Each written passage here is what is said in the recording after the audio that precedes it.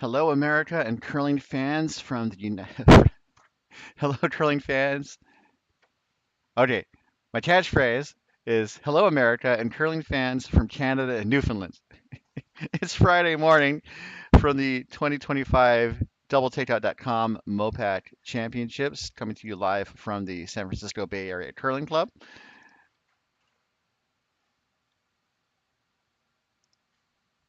Rocks in play. We are underway after the last stone draw as we see the opening rock from Team Spangler, hailing from the Wine Country Curling Club of Roseville, just outside of Sacramento.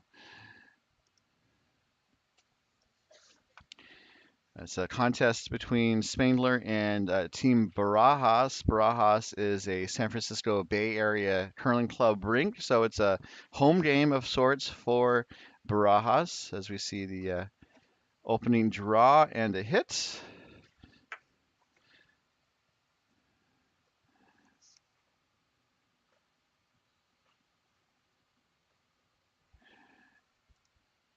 Open house to start this game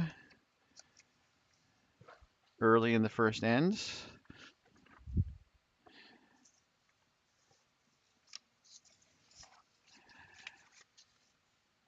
Had to do some work this morning.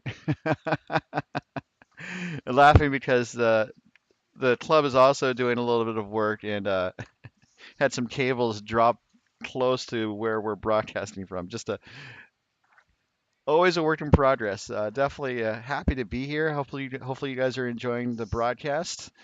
Um, as we had another draw there from the lead for Team Spangler, and that would be, I think that was Dan, Stephanie. And we see another takeout being executed by the lead for Barajas. So kind of trading draws and hits so far. Both teams making their shots.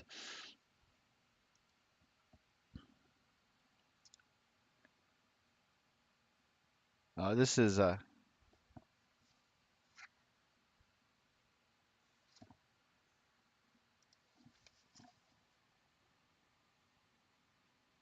sorry, that's Dan Stephanie throwing now.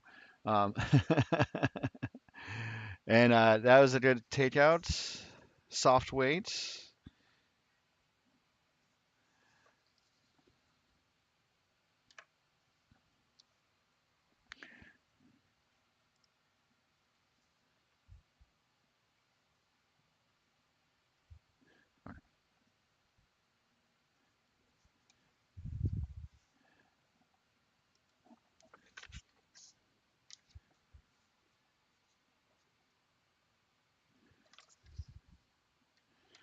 There's a lot happening early in this game, so trying to catch up on my curling paperwork, which you don't necessarily associate curling with paperwork, but there is a fair amount. So you see the net stone coming from Stephanie. Only four games on the ice this morning. Sheet A is currently open. That's a nice hit. The shooter does roll out though, but still a mission accomplished.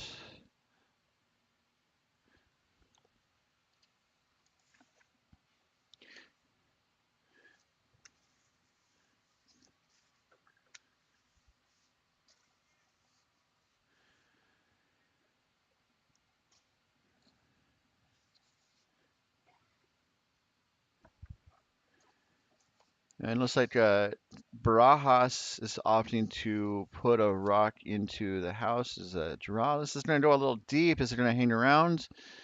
Not if Spangler has anything to say about it. And indeed, it does settle in the at the end of the sheet out of play. So it's an unfortunate miss there.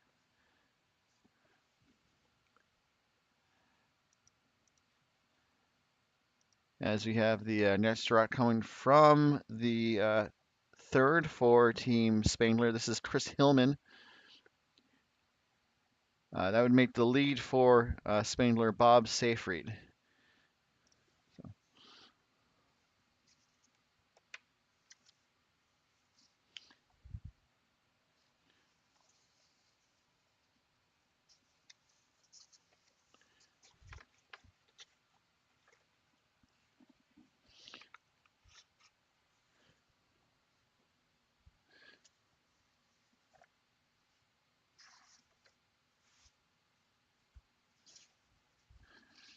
So that is a guard put up there.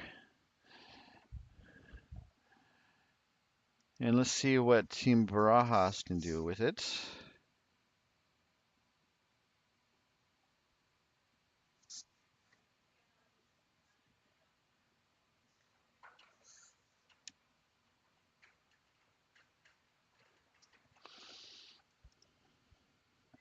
Looking to draw around.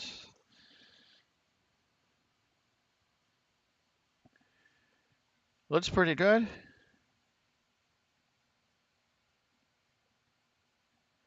That's really good there from the third for Barajas.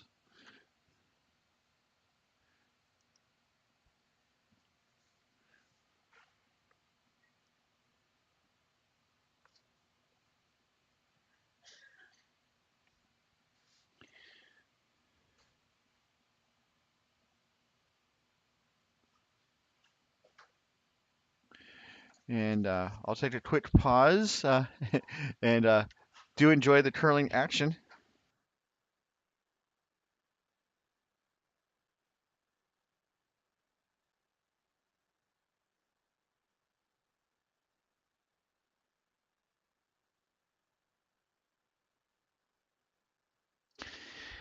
And looks like Hillman responded with a draw of his own. That looks like it ended up in a pretty good place.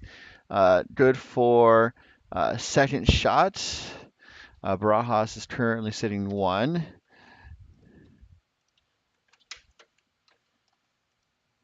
And this is the last of the fourth rocks or the vice stones. And it looks like after an early draw hit game, we've settled into a kind of a draw, set up the angles and see what might develop.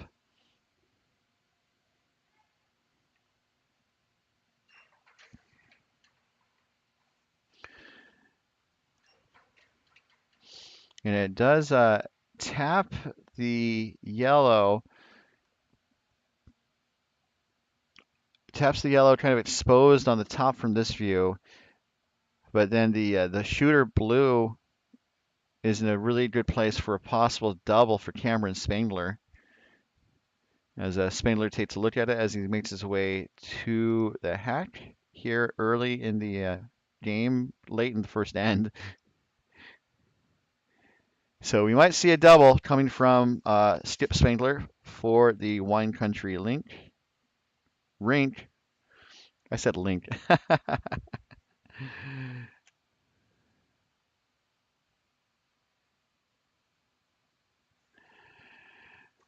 Looking for a possible double. Looking to see some granite fly here with the first of the skip stones in the first end.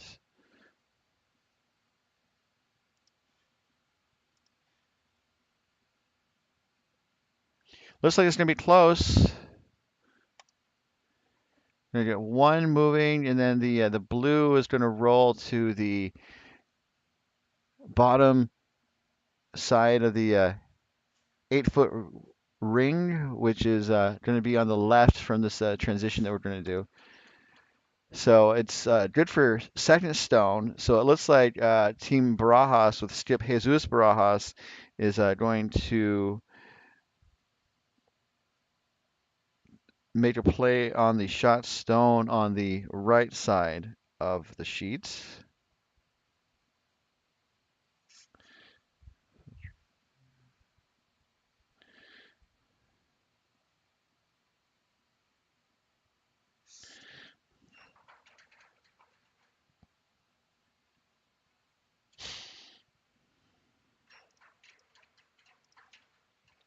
So Barajas looking to knock out the shot rock. I think hoping to stick around too and be sitting 2 when it's all said and done.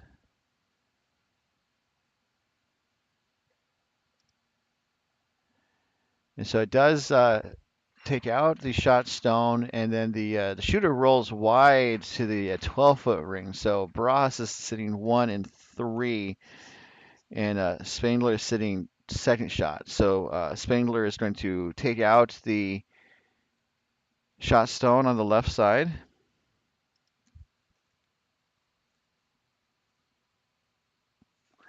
And sit 2 and force Barajas into a difficult shot.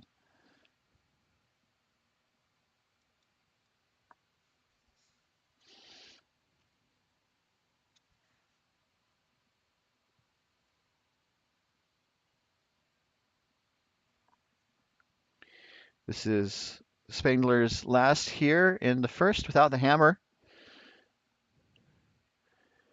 Sweeping to hold the line.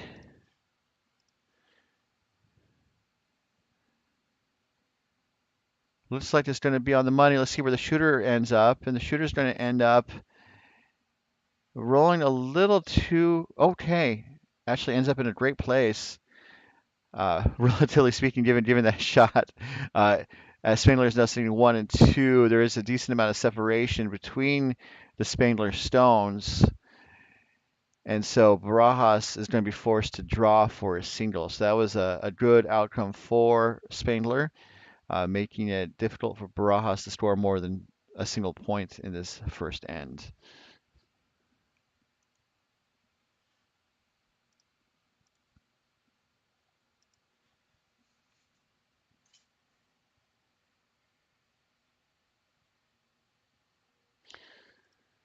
So last rock, first end, Jesus Barajas.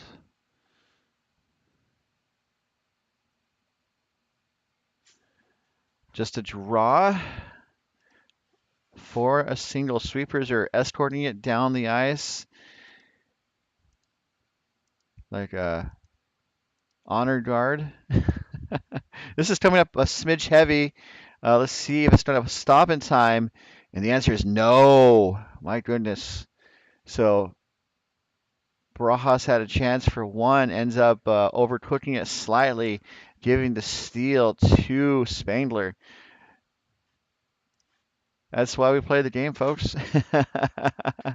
A tough start for Barajas, but a good initial effort from Spangler. We'll be back in just a moment as we continue with our coverage of the 2025 MoPac Championships presented by curling.gg.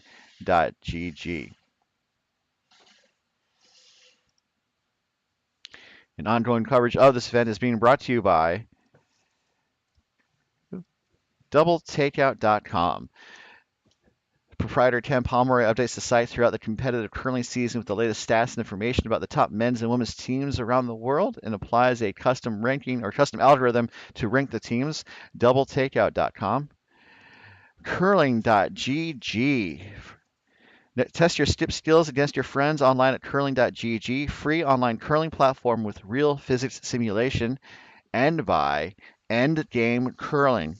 Endgamecurling.com, manufacturers of 2 brooms for sweeping excellence, and also the travel broom shaft, which divides into 3 and can fit into most carry-on bags at endgamecurling.com. And just like that, we're back in the action to see the lead rocks coming from Bob Seyfried.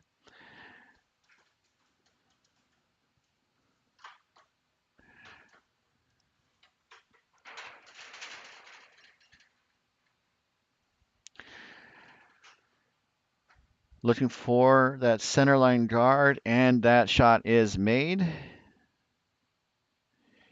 The no-tick rule is in effect for this tournament. Thank you. So that means for the first 5 rocks at the end, if the opponent's stone is on the center line guard, an opposing team cannot dislodge it off that center line, even to promote it into the house. If if the opponent dislodges the stone, it's a penalty. Either the offending stone is removed and the original stone is reset, or because curling is a fun game, the non-offending team can say, "Hey, you know what? We all make mistakes, or this actually helps us, so we're going to let the rocks stay where they played out." So, but that was a corner guard. We're seeing some pretty solid strategy from both teams to start this second end. As we see Seyfried with his second rock. This end is being brought to you by doubletakeout.com.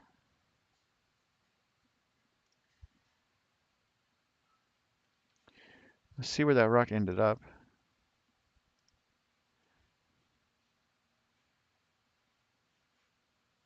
There we go. So another guard was put up.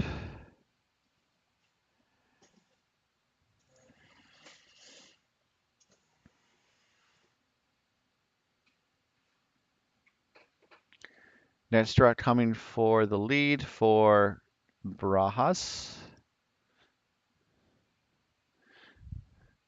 Looking to draw around that corner guard.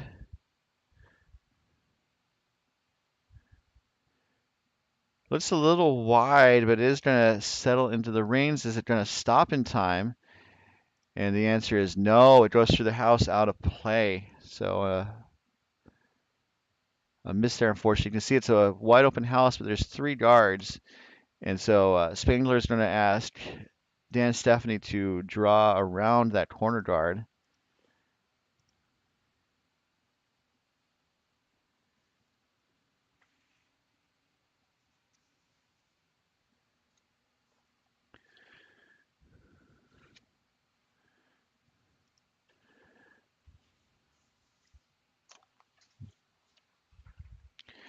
And that's just going to tap the center line guard up. And the shooter is going to roll toward the left side here.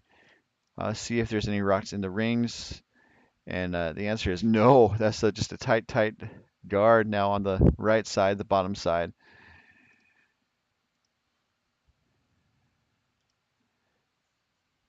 As the second gets ready for Barajas.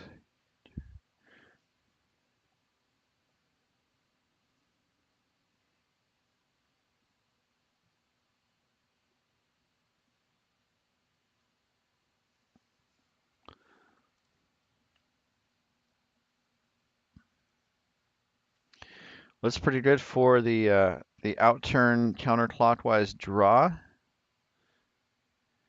Where is it going to sit down is the question. And it's going to end up about 20% buried. Settling in the back forefoot, so it does give a kind of a backing for Spangler to draw down to. And that is the shot that he looks to be taking with Stephanie's second rock here.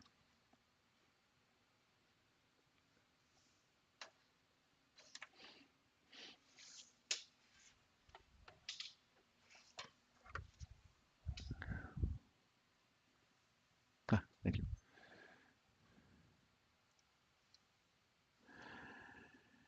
And this shot looks pretty good to draw on top of the Barajas stone that was just put up. And a freeze. They would have been happy with it just to be slightly in front, but that was a good response from Dan Stephanie. So there's some backing still behind the button, so I think Barajas is going to try that draw again.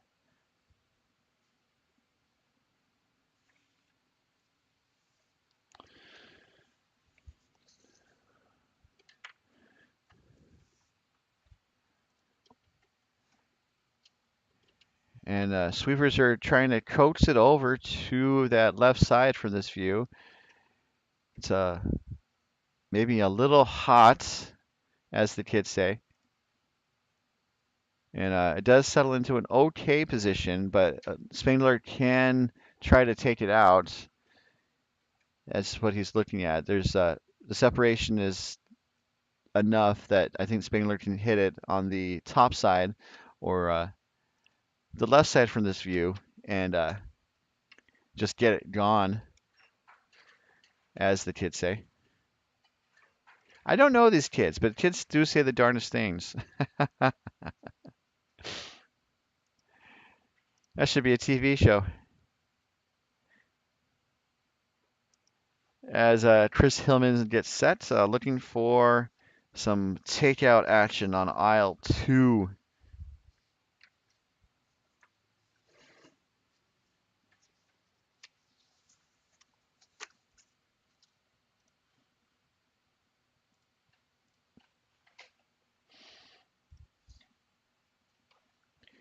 So it does hit on the correct side of the rock, gets rid of that shot stone from Barajas, and the shooter's going to roll to the edge of the 12-foot. So pretty good shot there from Hillman.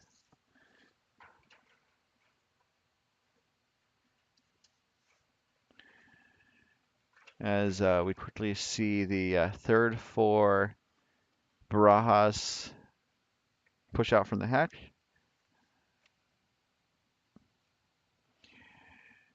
Gonna go into the rings again. I think try the draw again. The weight looks about the same as the second stone. This is a little heavier. It's going to make some contact. And again, just a miss this time. The line was pretty good. The weight was a little up.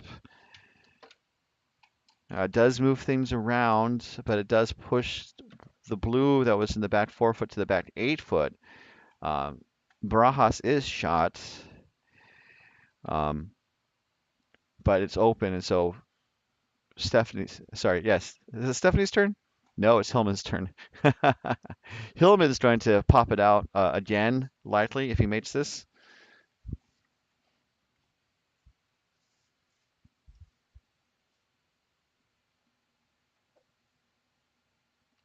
Kind of looking to see what the shot might be, maybe looking to see where it could end up. And maybe thinking about possibly, they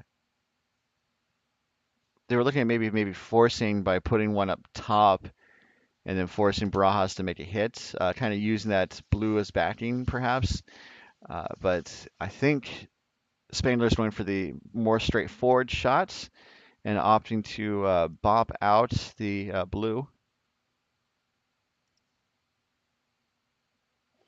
And that shot's made, and the shooter's going to roll under cover. So that looks like a positive outcome from Hillman. Another made shot.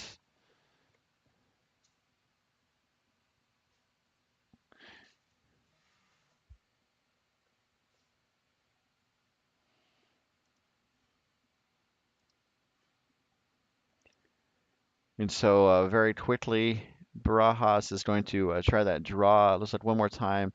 Uh, this time, I think with the same weight as before to push the yellow back, as Spangler is sitting 2 right now. This is over curling a little bit, but not bad. Okay. So over curled slightly, and that led to a bit of a jam in the back. There's backing. It's getting to be a bit of a messy house there.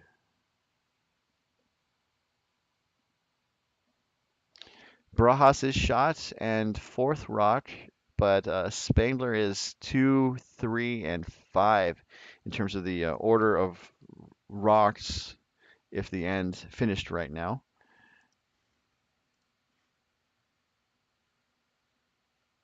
It looks like Spangler is going to just draw on top of that blue that was just thrown.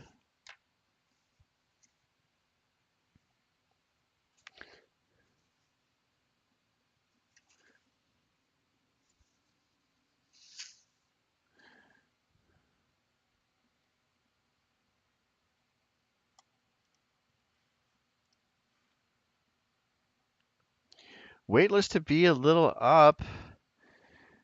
Is it going to stop in time? I'm not quite sure. It's going to be just a little up, a bit heavy, and it goes through the house out of play. So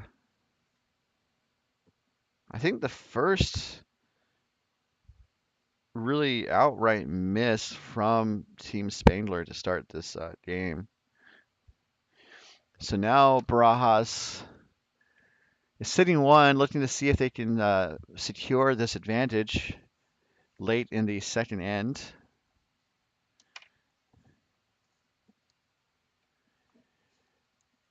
They were looking at that's the shot they're going to go for.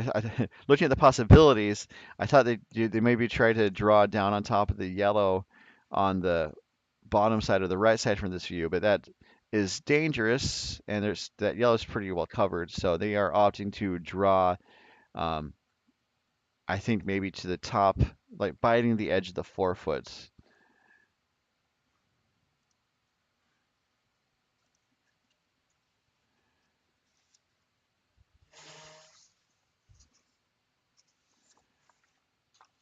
But something's cooking for Team Barajas late in this second end, down 2.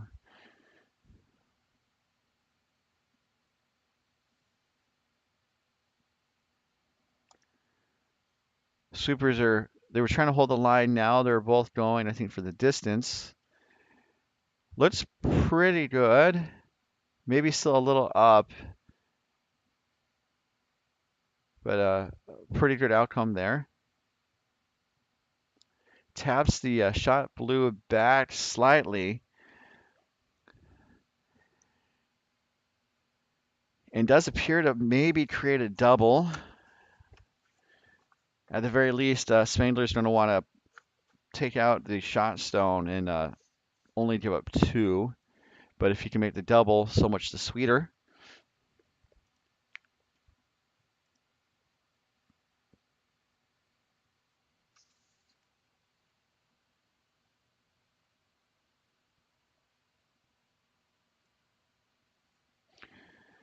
As Spangler gets set with his last rock here in the second end without the hammer.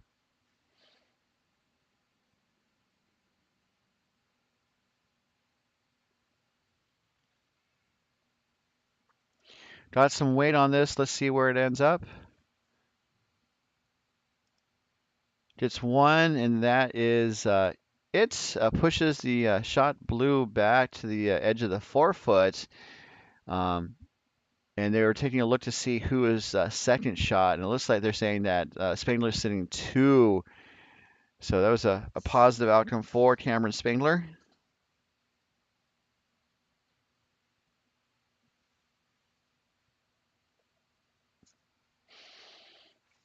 Didn't make the double, but they got, I think, as much as they really wanted out of that.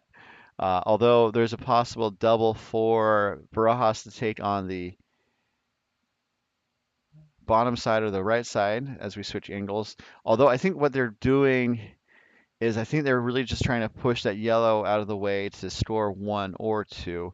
I'm not quite sure if the shooter's going to stick around as Jesus Barajas gets set with his last here in the second end.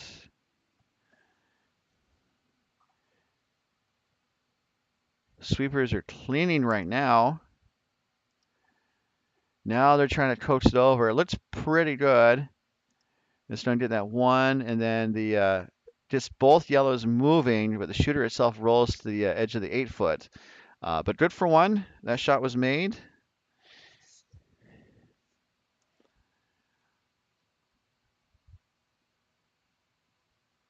The question is if that if there was 2 points there or not. I'm gonna say not, just because of the angle that he needed. I don't know if it was there for 2, but if you guys have thoughts in the chat, do let us know. That's what the chat's there for. We're going to take a pause real quick, and we'll be right back to the 2025 doubletakeout.com MoPac Championships presented by curling.gg.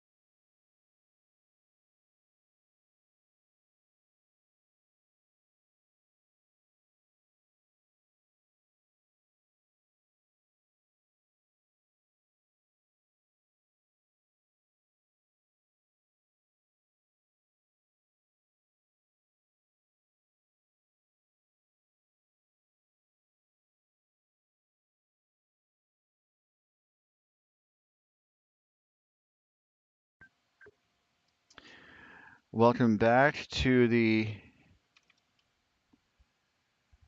Club Playdowns of the doubletakeout.com MoPac Championships.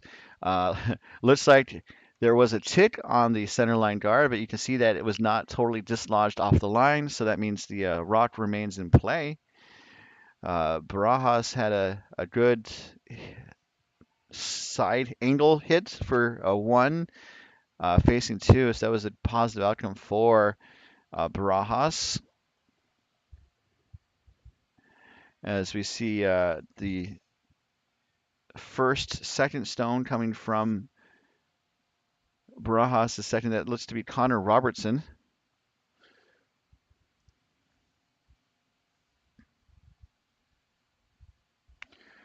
And that's going to end up in the house. Looks to be settling in the back.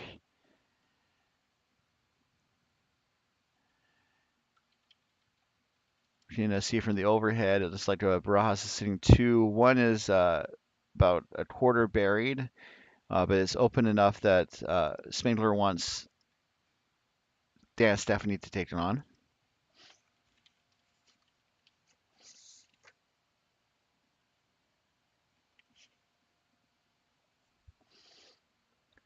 Threw some up weight here as opposed to up dock. Oh, and it just glances off of that guard and enough to deflect it out of play. So a miss there, unfortunately, from Stephanie.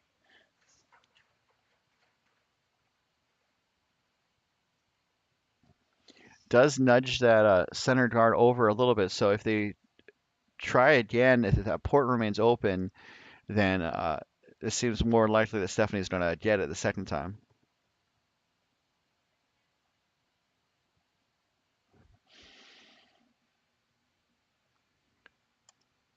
And Barajas wants to prevent Spangler from getting that second crack at the apple, the second bite of the apple, as it were.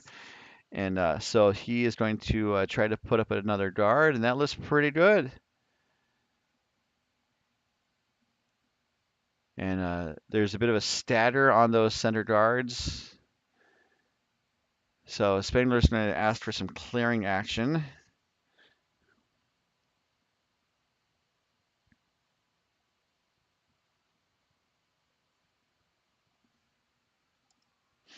Looking for a peel from Stephanie.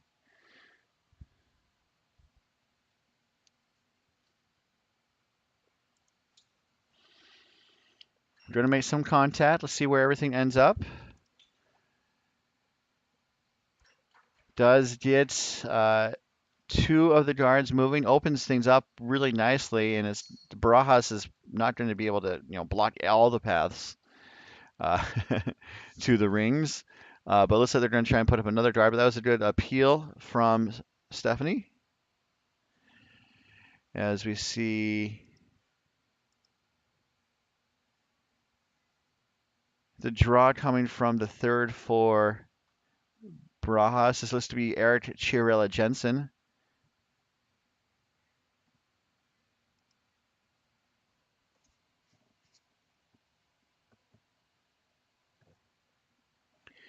And that ends up in a really nice place. That's a really solid guard there from Chiarella Jensen.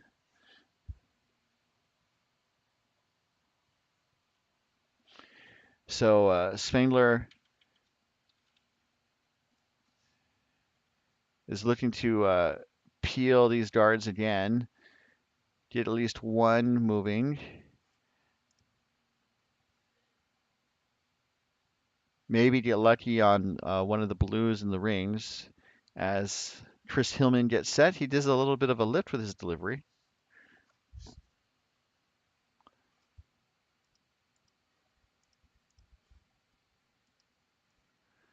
It's going to peel the guard.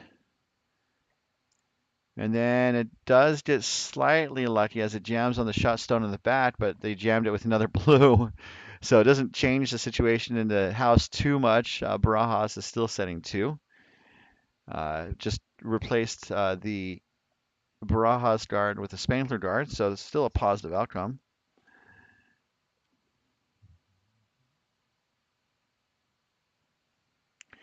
as the net struck is away from Eric.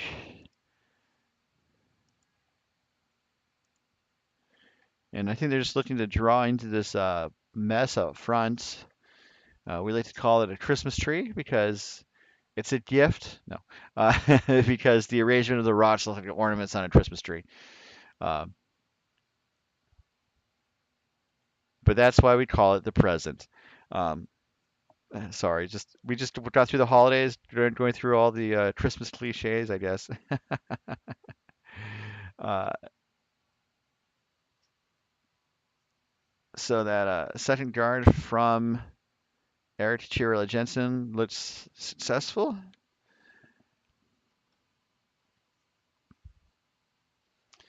So now we're going to see Hillman, I think, look to open it up again down the middle.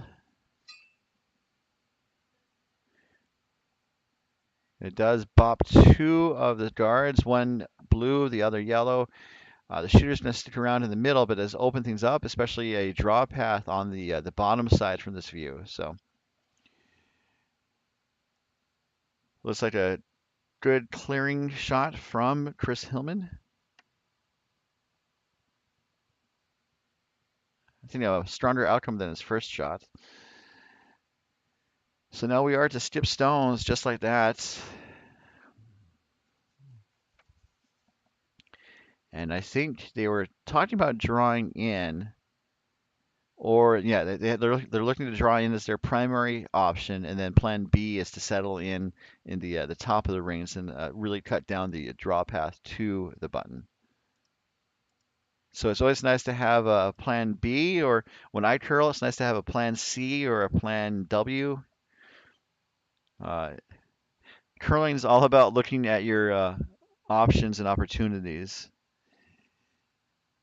Try to minimize making mistakes and capitalizing on errors that the other team makes. That's a lot about this game. As we see this rock from Jesus Barajas go down the ice. Looks like it might is close to the guard, but I think it's going to get past it. Oh no, it just kisses the guard. Ends up as a tight guard on top of the house.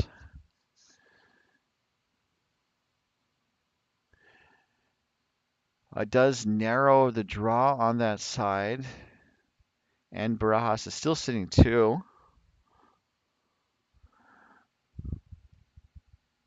We're moving pretty quickly. It's curling's not the fastest sport, but when it moves, it can move pretty fast. Looks like for Spangler, they want to hit the blue in the bat, which is second shot currently. But if they hit it right, get a slight roll back towards the button, they could be sitting shots with just a slight roll, not too much of a roll, but also that port is pretty narrow. So we'll see what Cameron Spangler has on tap with his first here in the third end.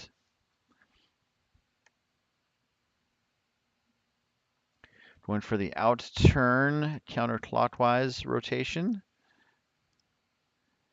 Is it on the guard? And it just kisses the guard, but we have some pinball action. And it slightly favors Spangler, although I think Barajas also got some big benefit from that shot.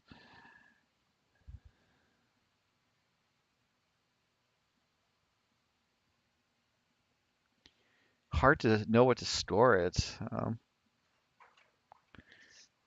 That shot was not made though, in a slight positive outcome. So I'm being generous. I'm going to give him a 1. And these are totally unofficial stats. I'm just using to kind of keep track of how many hits and draws and which turn they might be doing as we go through the event. This is the statistics that you might see during a top competition where they flash percentages on the screen, like he's shooting 25% and stuff. And what is happening is that there's statisticians storing the game in terms of the shot selection, the shot making, and storing it on a scale of 0 to 4. And then they crunch the numbers and say, oh, he's like 50% on out turns. So I'm trying to do the same thing to try and provide you guys more information. we'll see if it's working or not. As Jesus Barajas, we'll see if his shot is working. Looking for a rock to end up in the top 8 foot. They're sitting 2 right now, so if it's just a front stone, that's totally fine, and it is. So that shot looks like it was made from Barajas.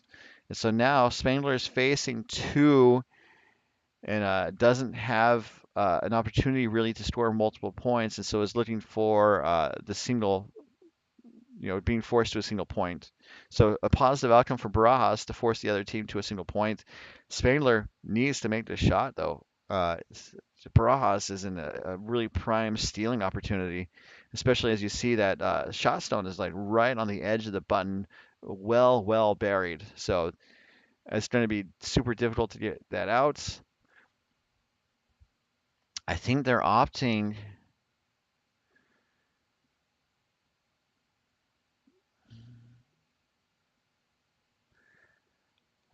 I'm trying to think what they might be doing. I think they're opting to hit the top blue that was just delivered by Barajas, and like rolling towards the button. Maybe some pinball action, but it's not. This is not going to be an easy shot from Cameron Spangler with his last. He could also just be looking to remove 1 or 2 of these Barajas rocks. Uh, Sometimes you have to do damage control.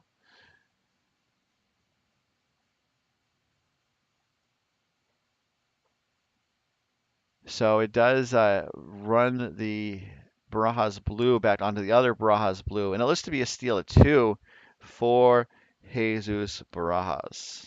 So that was a tricky shot. Looks like it was a raised takeout.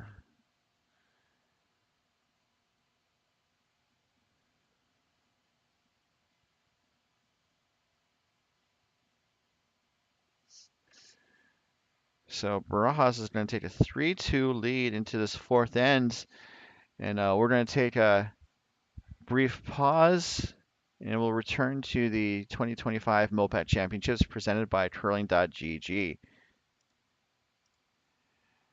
While they're getting started on this fourth end, let's take a trip around the rings.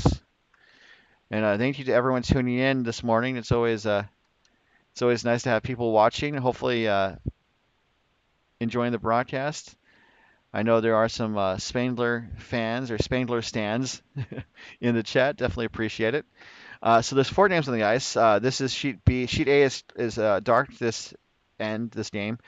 So Sheet B is our feature game between Team Spangler and Barajas. Barajas appears to have stolen 2 to take a 3-2 lead over Team Spangler. Sheet B is a clash between Leclerc Coyotes up 4-0 over Team Raju of San Francisco Bay Area. Sheet D between Team Betts of Wine Country up 2-0 over Team McBride of OC Curling. And then on sheet E, the only women's game in action this draw, it's Team Walsh holding a 2-0 lead over Team Aces. San Francisco Bay Area Curling Club is the club for Walsh, and Silicon Valley is the club for Aces. And I don't know why I said it like that, but I did. So you can keep track of all the results, live scoring as it happens at bondspieler.com. So returning to our feature sheet, our feature game,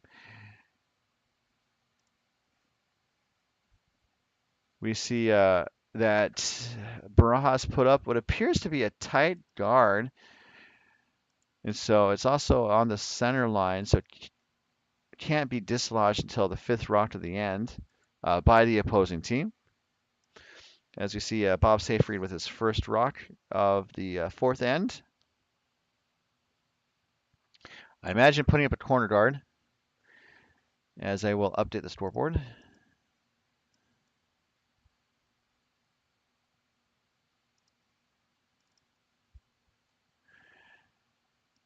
Net struck coming from the lead for Team Barajas, which would appear to be Corey Fisher. He's throwing first, but is listed as the vice.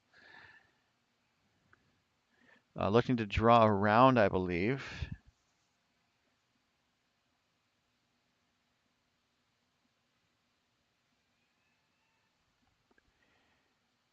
And it crashes on the Spangler guard. So it looks like we have a no-tick rule violation, and so the offending stone is going to be removed and the original stone reset as they took a technical timeout to accomplish that reset. These games are being timed. Teams have 30 minutes of what's known as thinking time.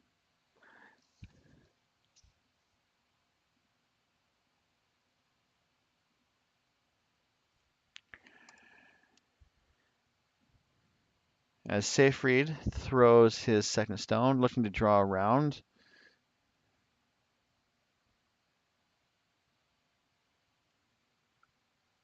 So these games are timed. You can see they're slotted in the background in this view, but not this view. Looks like this draw is pretty close. Let's see if it gets around the guard. It will get around the guard, and now the question is how deep it'll go in the house. And it looks like it's going to sit right on the button. That's a great shot there from Bob Seyfried.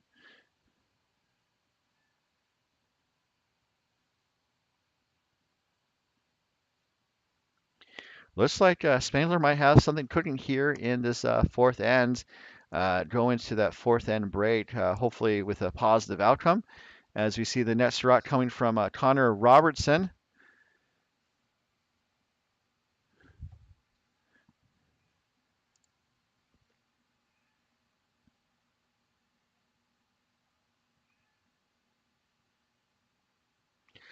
Had some camera shenanigans happen.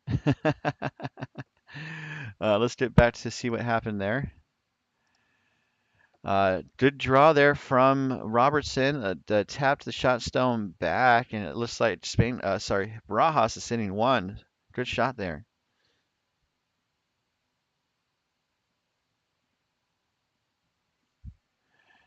As we have the net stone coming from Cameron Spangler.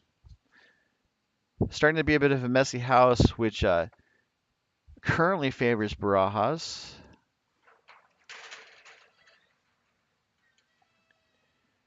Looks like they're going to make contact on the shot stone. The blue goes away, and the shooter's going to roll to the wing. So it is now Spangler sitting two with the rings fairly well split. Um, Looking at this overhead view, it looks like that shot stone is pretty open on that bottom side, uh, or the right side, depending on how you look at it. It looks like they're going to try that draw again. This another draw coming from Robertson. Weight looks to be about the same, maybe a little high. Okay, they're not doing a draw. I apologize. It's a takeout. Looking to make sure to coach it over, but it gets enough contact on that Spangler stone to get it gone, and the shooter rolls away as well. So we are down to one Spangler stone in the house. That was a good takeout though from Robertson.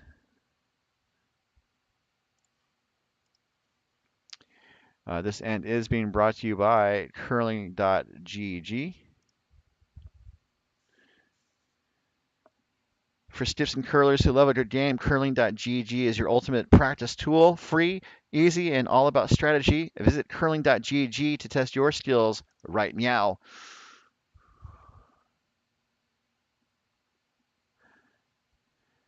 And it looks like Spangler is opting to put up a guard. It does protect that draw down the middle, but as I noted, that yellow is kind of open on the right side. But they were looking to hopefully draw to block the draw path, and I don't know if it really got there. It just put another guard up front, which is not a bad outcome, just not perhaps the optimal outcome because that draw, the button is pretty accessible on both sides right now. Is kind of my conclusion. As we see Eric with his first rock. Sweepers are okay with it on weights.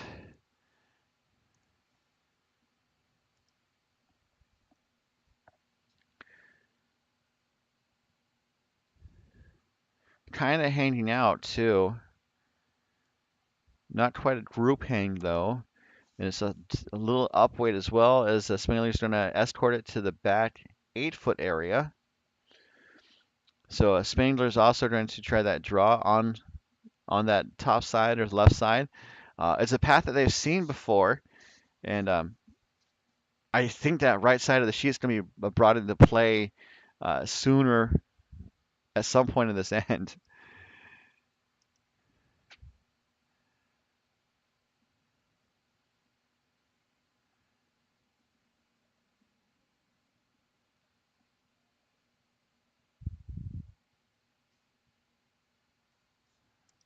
So this is Hillman's second stone.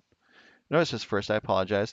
Uh, and it looks like it's curling up pretty nicely. The weight was a little up, and it was enough to tap the Barajas stone out of play.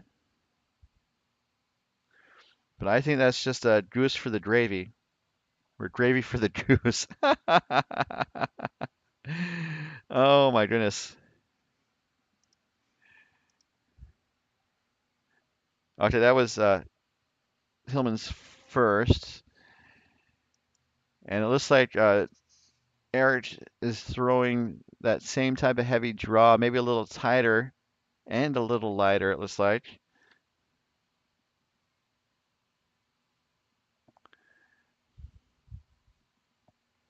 And that settles in a really awesome place for Team Barajas. That was a great shot there from Eric Chiarella Jensen. Full points. When I teach learn to curls, I also like to joke that the students are in Hogwarts houses, and so I was like points for Gryffindor or Hufflepuff or Slytherin, and then the other school that I forget. So points for Hufflepuff, I guess.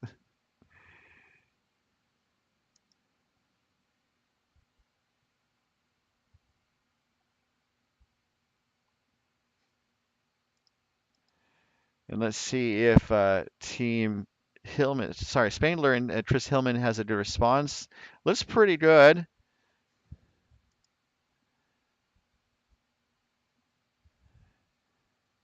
Does jostle the stones around. It appears that Barajas is still sitting shot.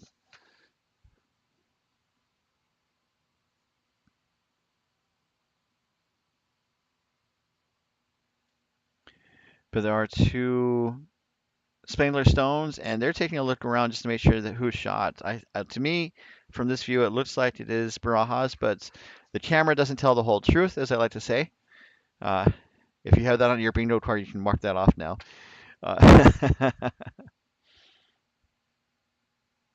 So that draw has been working pretty well for Barajas, and it looks like they're going to try that again. Uh, hit the inside of that yellow that was just put up by Hillman and settle in on the button. That looks like a great shot there. Um, Again, just noting that draw on the right side is still open on the bottom side. However, given the fact that the teams haven't been on that side this end, it might not come into play unless they really, really need that shot. I say they, I think it would be Spangler. And it looks like it would only be for a draw, not like a heavy takeout, not like a heavy draw takeout. So this is a Jesus Barajas with his first. Looking to draw in a slight tick off of the Spangler yellow in the rings would not be bad.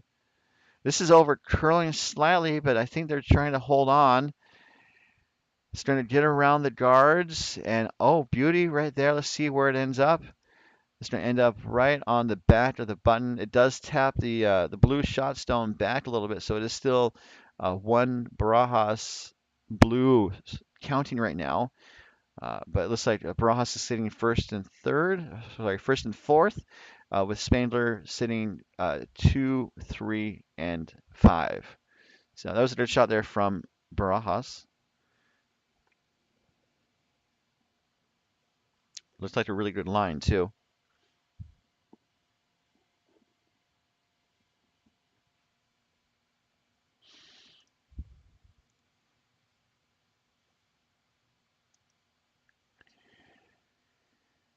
So it looks like Spangler is going to do a very similar shot to what Barajas just threw, a draw, maybe a slightly heavier, like maybe back 4, back 8 weight to tap that blue back in a sit shot. Line looked pretty good.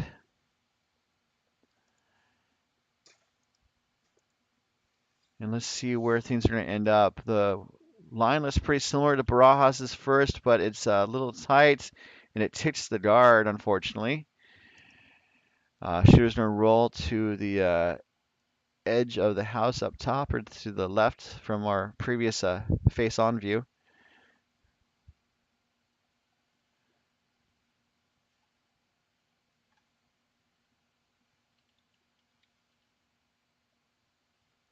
So now with Barajas sitting 1 up 1, they're looking to close the door, as it were.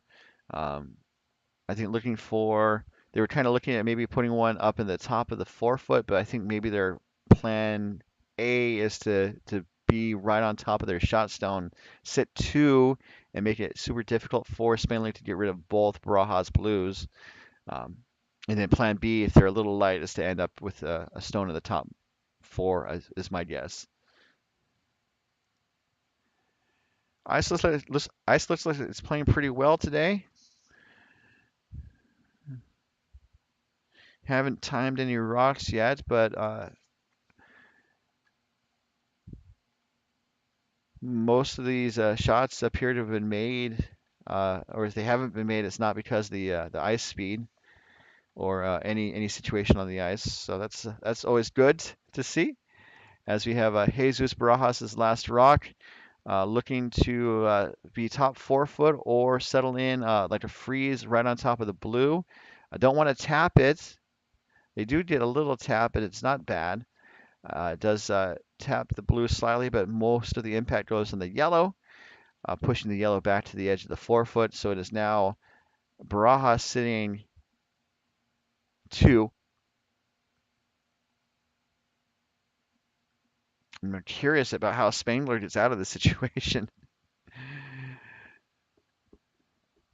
The draw on the right side, the bottom side is still there, although again, people haven't been on that side this entire end.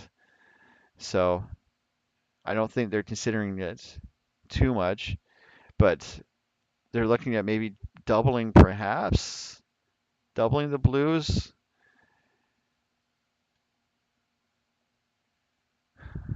Trying to see about where they can hit it and have a yellow stick around for shot, or at least maybe they're doing damage control.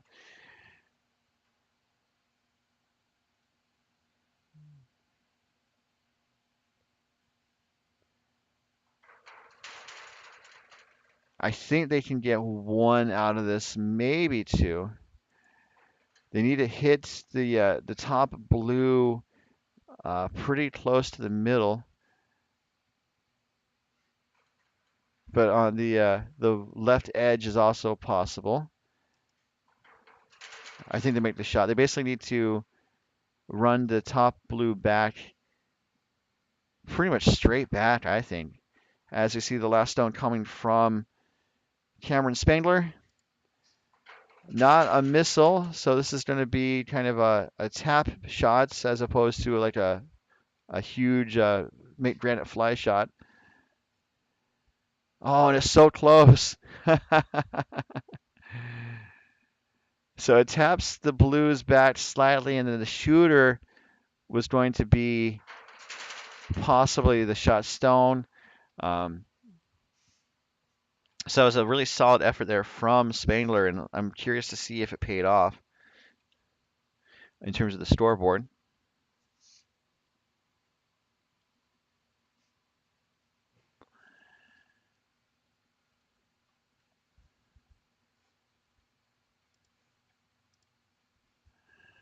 And they put up the score. It is a single for Spangler. So that was a really positive outcome to salvage a point out of that situation. Barajas really put the pressure on Spangler in that end. So we are all square. We're going to kind of do a reset as we go into the fourth end break. It's a 5-minute break, so we'll take a pause and we'll be right back to the 2025 MoPac Championships presented by curling.gg. And coverage of this event is being brought to you by doubletakeout.com and by curling.gg and by Endgame Curling. So we'll be back in just a moment.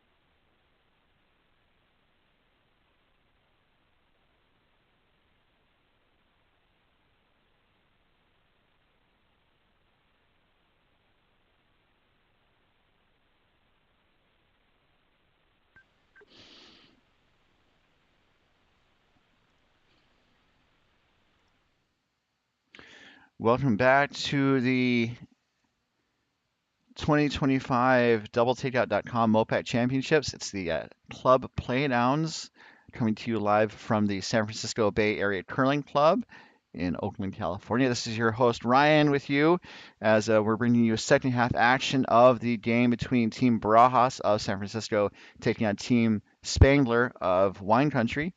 Rocks in play. We are underway here in the fifth end of a possible eight ends of regulation. Let me show you what I'm seeing as this end is being brought to you by, one second,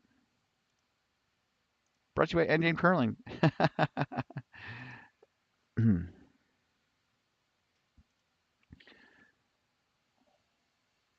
So it looks like one Spangler stone went through the rings or is not in play. Barajas put up a corner guard and Spangler answered with a center-ish guard. Updating the scoreboard, we are tied through four, so it's kind of like a whole new game. You guys are getting a bonus game. As Barajas has the hammer here in the fifth end.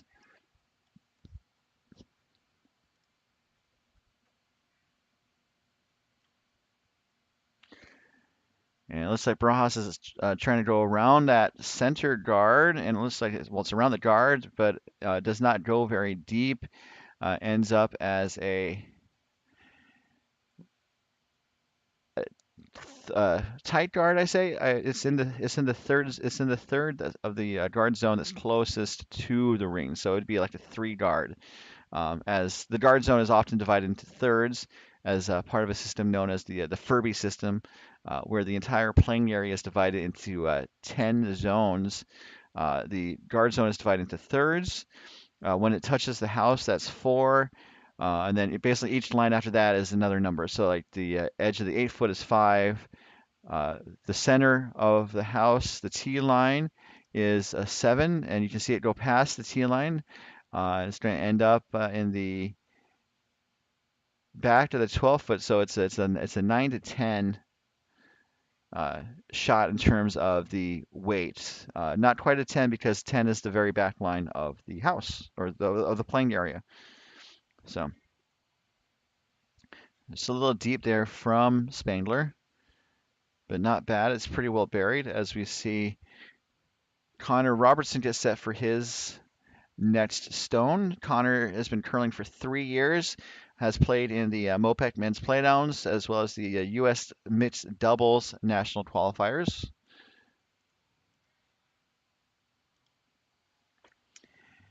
As well as the Canadian mixed doubles tour. One of his best finishes was the 2024 MoPac mixed doubles as a runner-up in the event. And so that rock is going to settle in the 4 foot area. So that's a six roughly. Again, the T line is the seven in terms of the Furby number system. And the Furby system is named after Randy Furby, who was one of the great Canadian curlers. He won a number of national championships known as the Brier back in the late 90s, early 2000s, and also represented Canada at the Worlds. Got some action on the stones in the house. Actually clears everything with that stone from Dan Stephanie. So we have a clear house, but a decent number of guards on this top side or the right side. As we see Robertson with his second stone.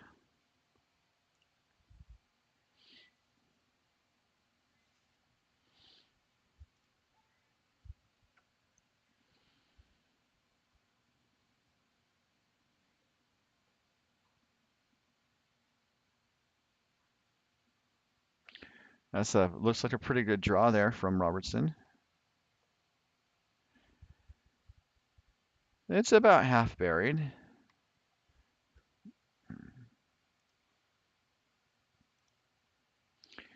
Settles in at position 8 in terms of the Furby system. The back of the button. Is it the back? No, that's still a 7-ish. As we see Chris Hillman with his first rock to the sand. Chris has been curling for 20 plus years. Some of his finishes include reaching the quarterfinals in 2022 at Club Playdowns as Vice. Won the national gold medal at Arena Nationals in 2024 playing Vice. Also finished with the bronze in 2018 playing second. Looks like he puts up a pretty open. I think he made contacts on the Barajas blue.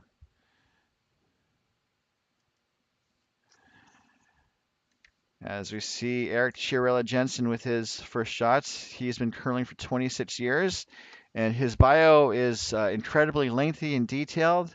Has scads of information and reaches a level of profundity that boggles the mind.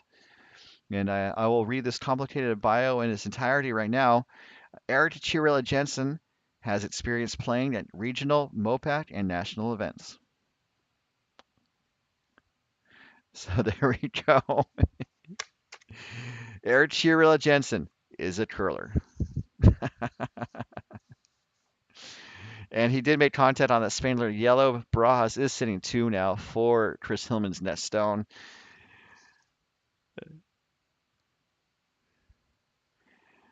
Chris was on the losing end of a 4-8-2 thumping by Canadian two-time Canadian Brier champion Skip Carey Burtnick. So uh,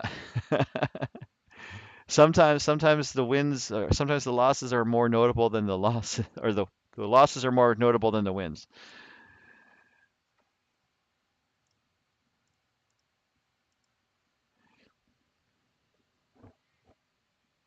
And that draw there from Hillman ends up in the top 4 foot is second shot. Not a bad outcome. It is open, so Barajas is going to pluck it out with Eric's second shot.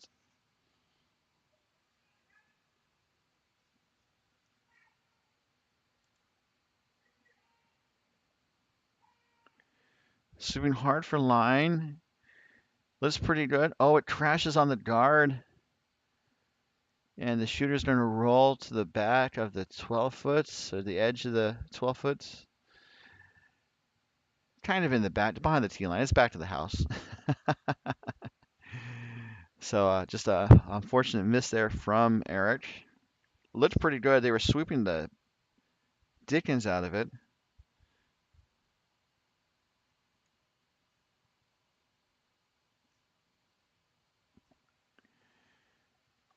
So the broom's down for Cameron Spangler. Looking to, I think, just draw on top. A little tap back would be pretty good too. I think based on where they have the broom, either shot seems possible.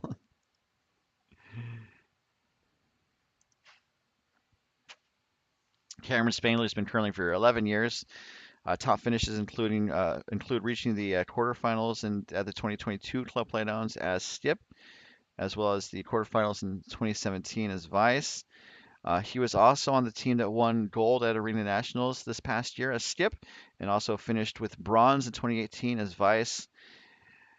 Once he masters curling, Spangler plans to take his career on rototiller racing and Barbie Jeep racing more seriously. So I have not seen him pursue those sports, so I think it'd be fun to see some rototiller racing as well as some Barbie Jeep racing. Barbies are not cheap, as far as I know, and that's a pretty good rock placement there from Spangler. Put up a front stone. Does have a possible double for Barajas to take on.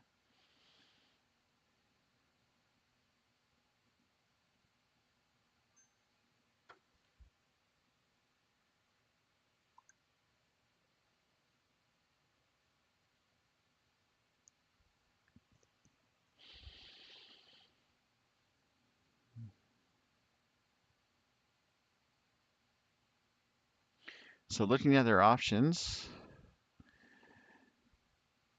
I think they are looking at that double pretty seriously. Barajas is sitting one right now with a third shot that could be brought into play if the Spangler yellow is dislodged from the top of the forefoot.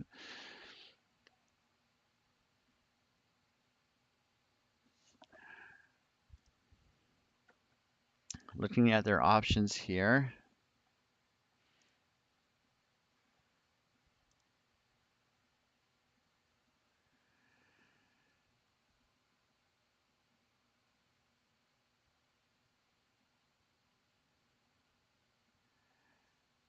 Hmm.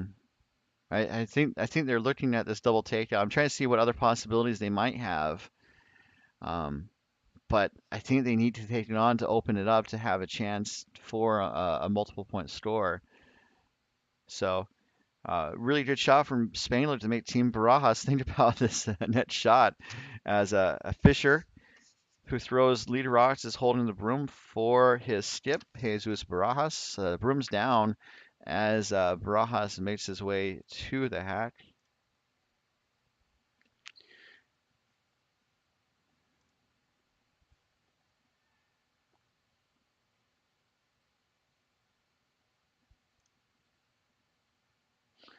Looking to see some granite fly. This is Jesus Barajas' first of two skip stones with a hammer here in the fifth ends. Sweeping to hold the line. Looks like it's over curling slightly, but it's going to get one of the yellows to go away. Oh, bit of a disaster. Although not too bad, actually.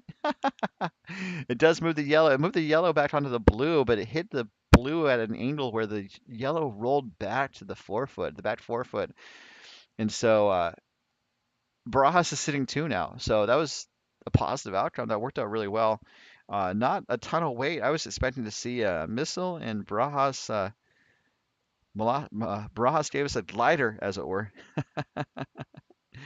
But a positive outcome. It does open things up a little bit. And it looks like we're going to have a draw in on our hands.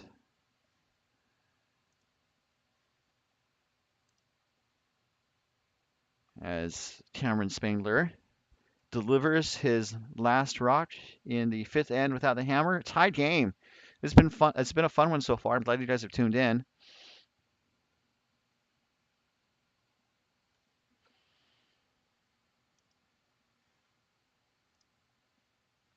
Looking to draw, park right on top of that Barajas blue in the back button. Looks pretty close. It's a little up weight. They're just letting it coast to a stop, and it settles right on the lid. Taps the Barajas blue back just ever so slightly, and Spangler sitting one, and it's going to be a little tricky for Barajas to get it out, but it seems possible, especially since this left side of the sheet is fairly open. Looking for hack weights, a rock with enough speed to reach the rubber starting blocks behind the house. And they just need to tap that yellow back 2.5 feet to score 2, maybe 3 points. There's danger there, but honestly, the danger is not incredibly high unless they move both of those blues back about 2 feet as well. And with the weight they're throwing, I don't think it's going to move those blues too much. So um, it's a little bit of a skill shot, not too much, but the risk reward factor is pretty favorable towards the reward side of the equation. As we see Jesus Barajas with his last here. Sweepers are on it, trying to coach it over.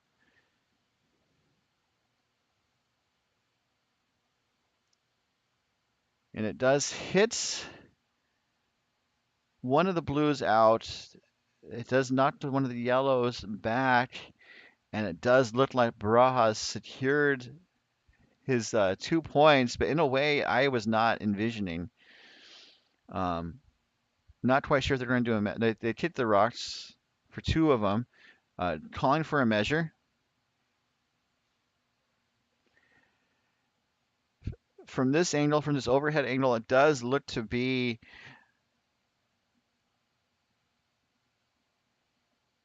a second point for Barajas, but they are calling for a measure. That that was a possible outcome I had not envisioned, but it definitely seems to have worked out fairly well for Jesus Barajas. By the way, he's been curling for 18 years. He's participated in several club national Playdowns events. He's a skip for Team Mexico in the Americas Challenge in 2021, finishing in third.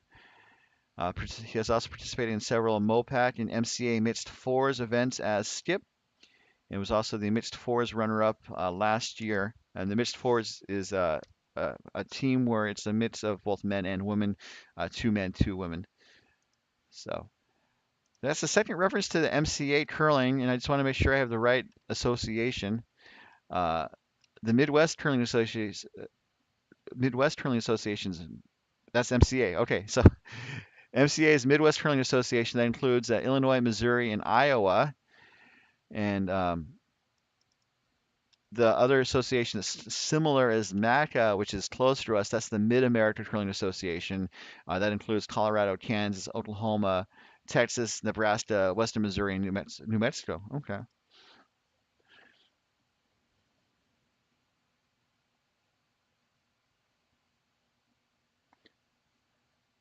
So we have the measure happening right now. The most exciting measure in all of sports, the pressure gauge, as the on-ice official has the measuring device on the ice, starting with the yellow. So I think Barajas has one. Let's see if there's a second one in the offing. And he's pointing to blue. So that does appear to be two blue for Team Barajas. That was an excellent shot there from Jesus to break the tie to take a 5-2 lead, I believe, over Team Spangler. We'll wait till they post the story to be sure, but that seems to be the case. Quick pause in the action. We'll be right back as our coverage continues from the 2025 MoPac Championships presented by curling.gg.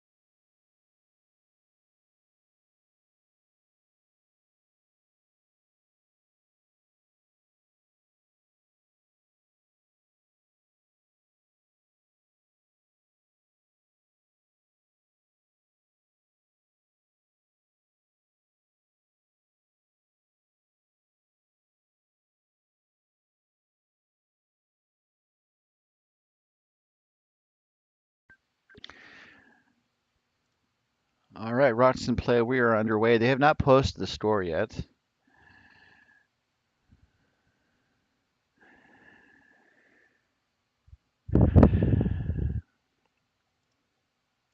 As this end is being brought to you by Endgame Curling.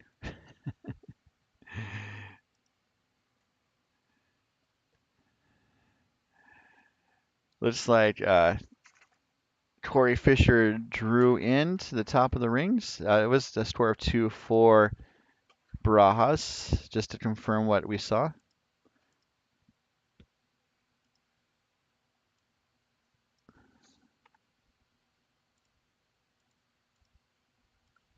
So Barajas has a 5-3 lead over Team Spangler. Looks like Safe Reed put up a corner guard.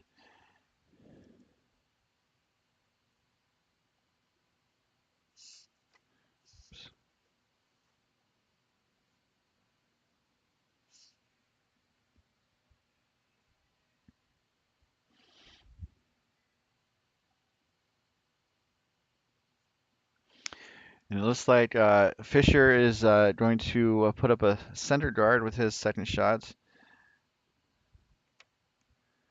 on the center line. Corey Fisher's been curling for 10 years, throws the first rocks, holds the broom as vice for Barajas.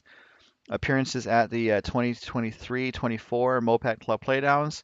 Was also Monday League champions in fall 24 as vice, throwing lead for Silicon Valley Bay Area curling.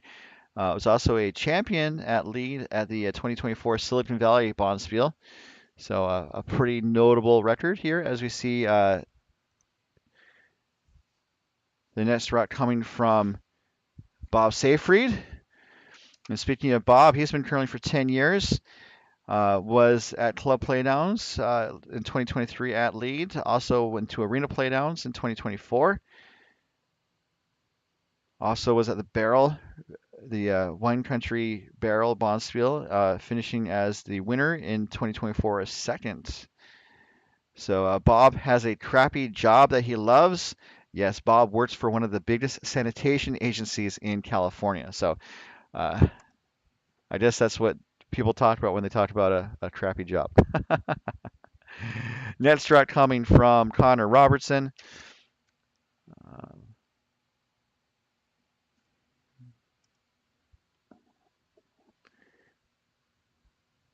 Looks like that last stone from Seyfried went through the house out of play. This stone from Robertson is going to stick around though.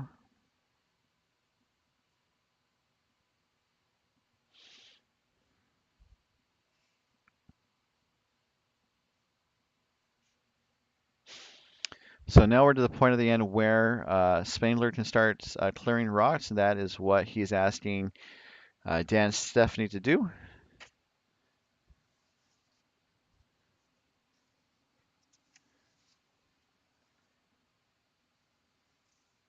Dan Stephanie's been curling for 12 years, looking for a peel here.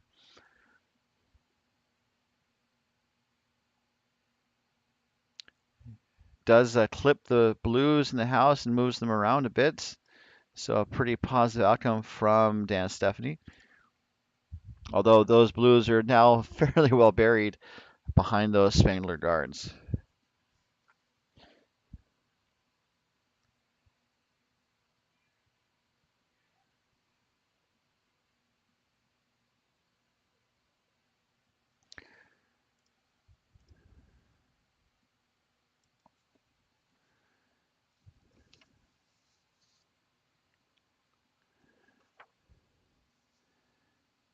Next are coming from Connor.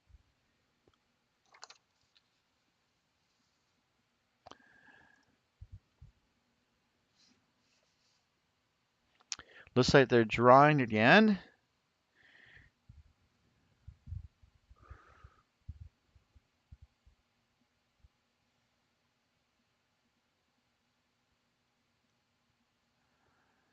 And it looks like a pretty good placement for the rock from Connor.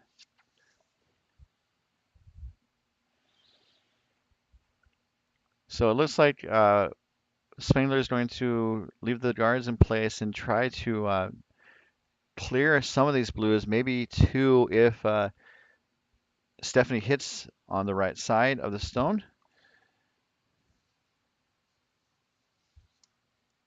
Fun fact about Dan Stephanie, when not curling on Tuesday or Sunday leagues, he gets one of the blues gone. When not curling Tuesday or Sundays, Dan is often disc golfing, crossfitting, or running 160,934 centimeter races,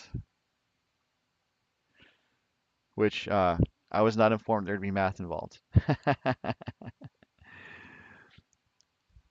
That doesn't seem like a lot of centimeters, like a great distance necessarily.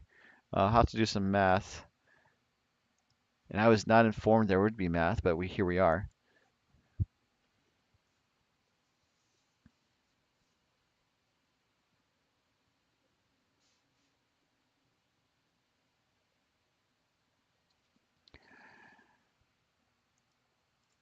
Net stone coming from Eric Chirilla Jensen. Haven't noted all the shots from the teams. I'm trying, but it looks like he's thrown nearly all draws or guards in this game, and he drew another draw there. He threw another draw. It's going to be top of the house in the guard zone, so a tight guard. And so now I think Spangler's looking at maybe he's going to try a very similar shot to what Stephanie just threw. Try to run the blue back and maybe get a double out of this. As Chris Hillman gets set.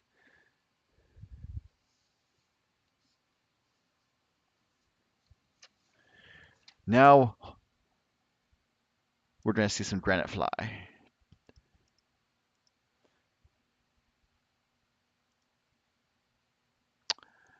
Or we'll see a rocket go bye-bye. Wow. Okay. Unfortunately, a flash there from Chris Hillman. That was the first I've seen this game.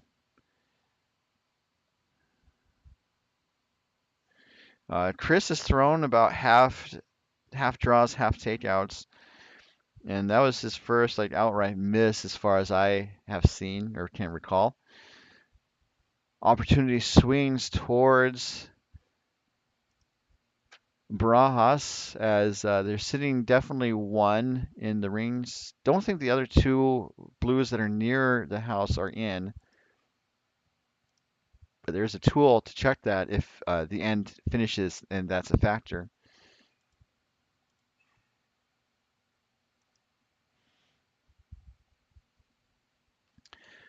So I think they had a bit of a wick off of the blue up top, and kind of straightens the course of that stone being delivered by Eric Chirilla Jensen. Positive result though, it is shot stone in the back forefoot. It does give a target for Spangler to draw to. Spangler has a hammer. Ideally, they would try to score multiple points here in this end. Looks like they're trying to draw in and set something up. As Chris Hillman gets set for the draw.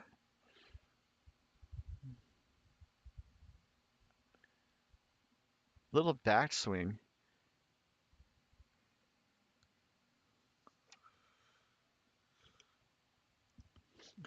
The backswing used to be a lot more common in curling, but it fell out of use quite some time ago. So it's rare to see these days. Uh, this is Hillman's response to flashing on his first stone, and it wrecks on the blue, promotes the blue into the rings, and the shooter's going to roll to the back 12 foot. So another slight miss there from Hillman.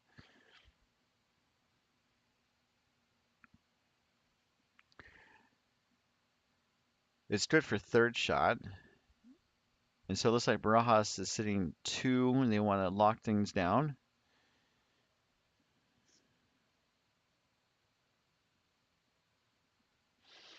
So this is going to be another draw coming for Eric Chirilla Jensen. Um, Looking at my score sheet, and again, I didn't record every shot. I've missed about 4 or 5 per team. But it looks like Barajas has been throwing a lot of draws and has been seeing some decent success with that. As Corey Fisher picks up a little bit of debris from the ice, it appears. And for Spangler, it looks like they've thrown a mix of draws and takeouts. Definitely doing more takeouts later in the end. I think that's to try to move some rocks around and open up an advantage. This rock here coming from Jesus Barajas, looking to draw to the top of the house in front of the shot stone. Looks like it's the weight's pretty good. Let's see if it's going to come back enough to sit in front of the shot stone. And that looks pretty good there from Barajas, biting the edge of the 12 foot in front of the shot stone. It's hard to draw it up any better than that.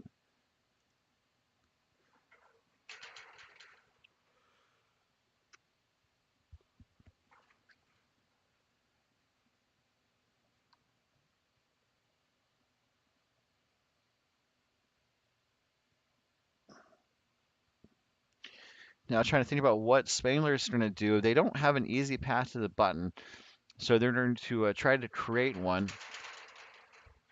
I think looking to line up a double, maybe a triple,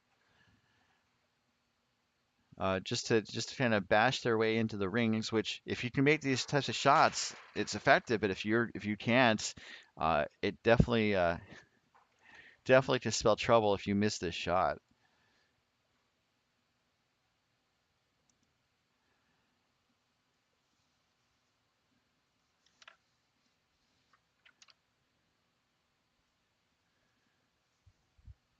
As the rototiller racing enthusiast gets set, here is Spangler with his first of two skip stones here in the sixth end with the hammer.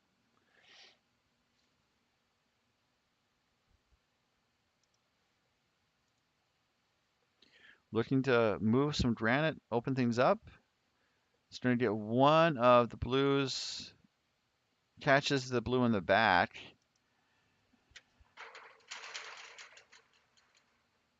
So it helped marginally. It can set something up for Spangler, although it definitely provides a target for Barajas to lock things down um, by putting a blue in front of both the yellow that was just put up, and also kind of like in front of the draw path. So he basically, I think, wants to draw a guard and put it right in front of the yellow, just to the right of where the yellow is, so it blocks any sort of port or access to that shot stone on the right side. As Barajas delivers his last rock without the hammer here in the sixth, both teams have a decent amount of time. They'll have over 4 minutes per end to finish the next two ends of play. And they don't want it to over curl. Sweepers are off of it now. It's going to curl. It's going to settle just a little too far, I would say. It creates a possibility for Spangler, but still, it's a fairly good rock from Barajas.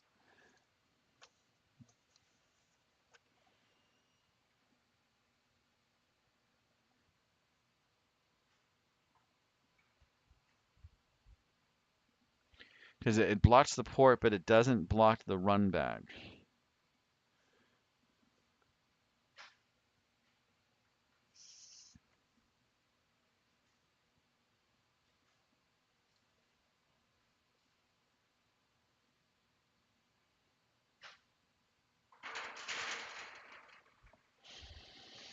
So the broom's down. So I would think they would try to raise they're going to raise the yellow, but I thought they were going to try and like do more of a takeout weight to raise it right back onto the blue, but they're going to do a more soft weight raise to raise the yellow, to tap the yellow back. That's kind of what that rock is, that shot seems to be for, which makes sense. That um, They only had two options really, and that seems to be the safer of the options. Also, because if they miss this way with a soft weight, they will likely cut Barajas down to like 2 or 1 point, as opposed to giving up a mitten full if they missed with the takeout. So this is Cameron Spangler's last, facing two, I believe, in the house. Looking to tap the yellow back. It's on the yellow, but it looks like it's over curling a little bit. Trashed on the blue guard and then made contact on the yellow, but only raised the yellow about 2 feet. So that appears to be a steal at 2 for Barajas. So just the weight was a little light and the line was a little tight. So just an unfortunate miss there for Spangler, giving up a steal at 2.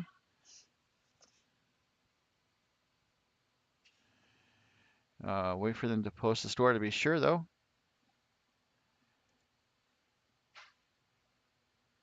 And until they do, we're going to take a pause. We'll be right back to the 2024 MoPac Championships presented by curling.gg.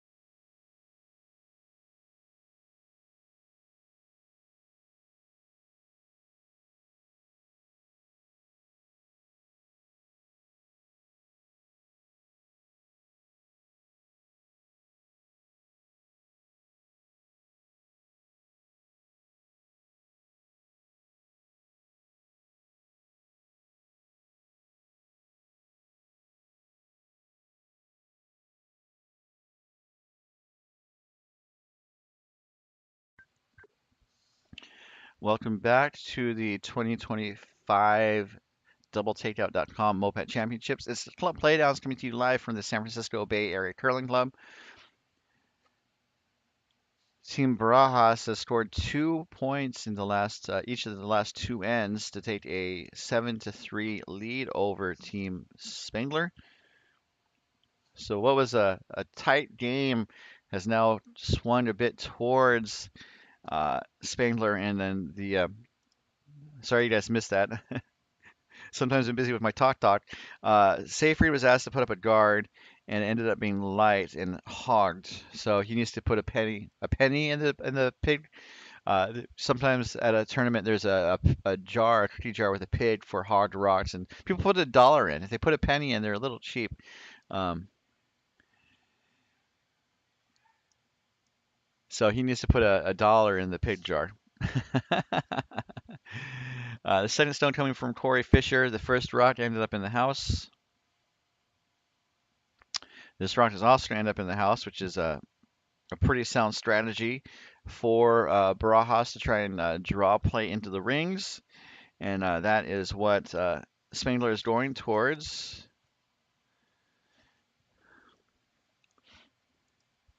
As we see if Seyfried is going to get some redemption on this next shot after hogging his first of the end.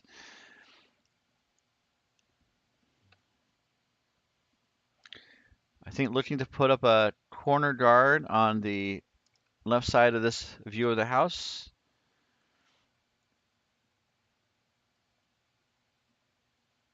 And that looks like mission accomplished. A good recovery there from Bob.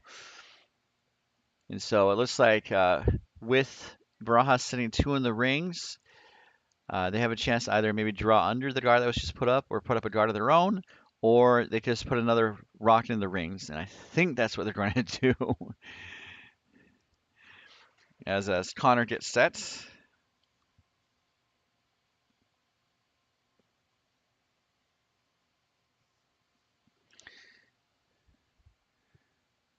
Waits a little up, so it looks like they're going to be trying to tapping some rocks around.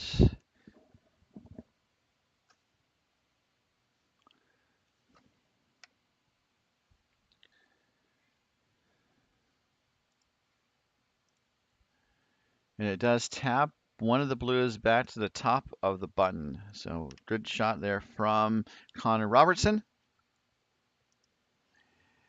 As a Spangler gets set, play is now in the rings for Cameron, for Dan Stephanie.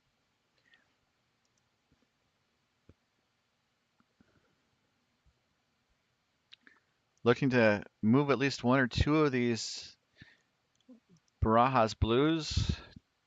This is over curling a bit. This is going to hang on. It looks like it will, as it gets 1 of the blues out.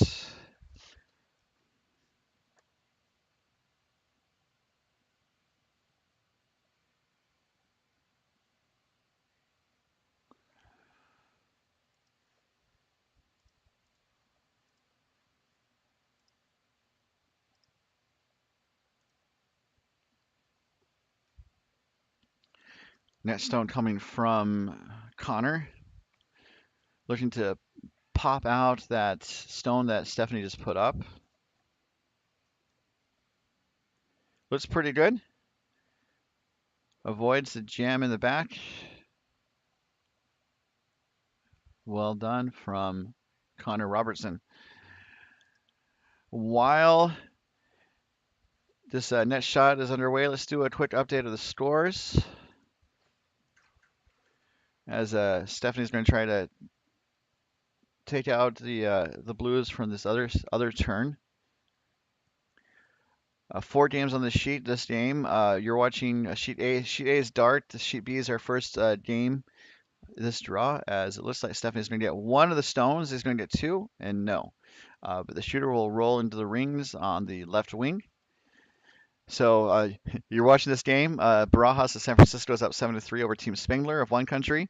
Early handshakes in the contest between Team Leclerc of Coyotes over Team Raju of San Francisco. That score was 11-3 for Leclerc. On sheet D, Team McBride of Orange County curling is up 6-4 over Team Betts of one country. And then we have one women's game this draw. We have Team Walsh of San Francisco Bay Area. They scored singles in the first 5 ends to take a 5-4 lead over Team Aces. Aces responded by getting on the board with a 4 spot in the 6th end. So it's a 1-point game, and we'll see how that one finishes out. Scores are being posted to bonspieler.com. So it looks like Eric Chiarella Jensen put another blue into the rings, and this is the 7th end, so Spangler needs to score 2 or 3 points here to really have a chance to come back to this game. They need to convert with the hammer and then steal the 8th end. They could try to force Barajas to a single point, but then they would be down 5 coming home in the 8th end with the hammer. That would require a lot of work, and it'd be very difficult. Teams can choose to resign early if they feel the game is out of hand. Haven't seen too many early handshakes on this sheet so far. It's always a sign of a good contest, perhaps. As we see Chris Hillman's first stone. Looking for possibly the double again, but just has the blue gem on the other blue. Does knock one of the blues out, and the shooter will also roll to be second or third shots, depending on how you look at it. I think it's too close to call. Maybe a little blue. So it looks like Barajas is looking at a couple possibilities.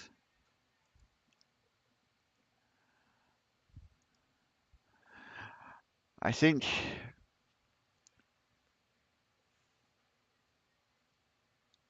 they're looking at maybe doing like that, like a hit and then roll back towards the middle. I mean, also if they clear the guard, that's not too bad either. And I think that's what they're choosing to do, as Barajas has the broom down for Eric.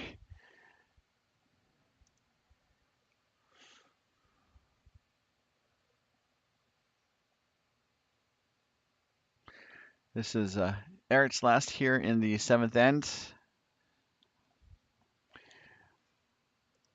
Looking to peel the guard. And it runs the guard back onto the yellows in the pile, so it doesn't change things too much. Although if we look at the overhead, I'm gonna bet that the blue is now 2, definitely. Just because how the yellow the yellow settled in front of the last stone, so it'd be closer to the edge of the rings. So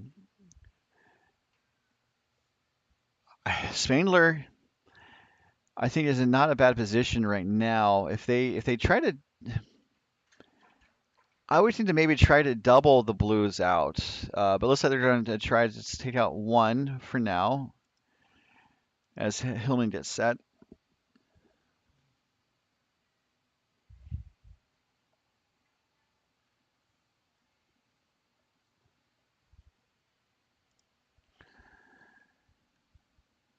Looks pretty close to take out the one, and then maybe. Hmm. Okay. So shot accomplished. I was thinking they could try to take on the double, and that way they would try to draw play to the open side, and they could maybe trade hits back and forth with Barajas, and hopefully have a chance for three or maybe four, depending on if there's a Barajas miss. In this situation, um, Barajas can still do the hits. They can still trade hits back and forth, but there's still that Barajas blue that is second shot definitely right now. So it looks like they're going to pop the yellow out, the shot yellow, and I'm going to guess they're going to try and roll a little towards the cover on the left side or the bottom side from this view. That's my guess.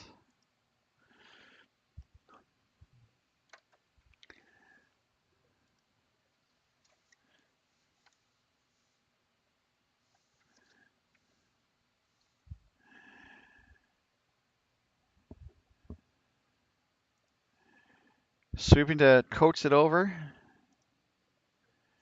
Looks like they're going to get a little bit of a roll. Actually, it's close to a nose hits. Okay. So Barajas is still sitting two now, or sitting two once again. I can see from the overhead those blues are pretty close together, and my philosophy is always to, I don't know. I play lead, but I also play skip, so I'm inclined to draw a lot. But if I see a double takeout, I always think about trying to take it on. So it's a it's a quandary, as they say, or a conundrum. I think they're going to try the double here, but it looked like they're initially going to just hit the blue shot stone on the right side.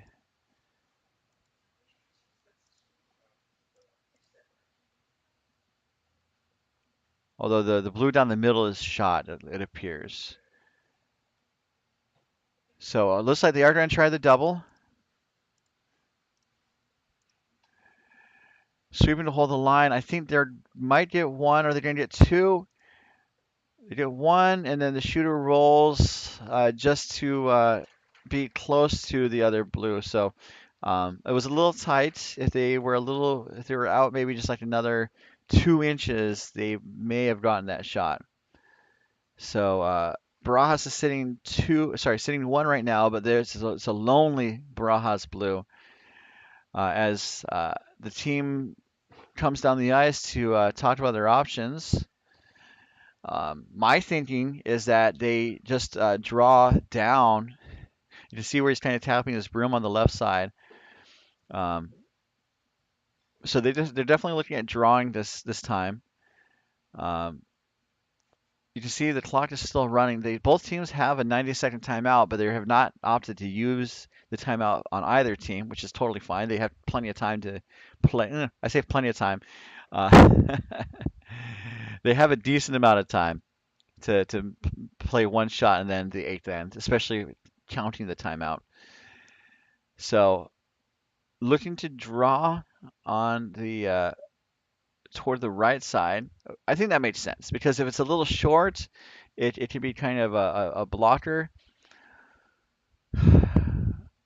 I'm on the fence though because if it's not on target, it could leave the opening for Spangler to bop out that blue for a possible 3 or 4 spot. Um, as we'll take one more look at the over the house, the button view, as they say. And we're going to see now the last rock coming from Jesus Barajas without the hammer here in the seventh end, up four, in a pretty good position scoreboard wise, but in a slightly precarious situation in the house this end. This is looking to be pretty good, maybe a little heavy as it's going to settle in the back of the house. Where is it going to stop? And it settles in a really nice place. If it was just a little bit heavier, it would have been a disaster. Um,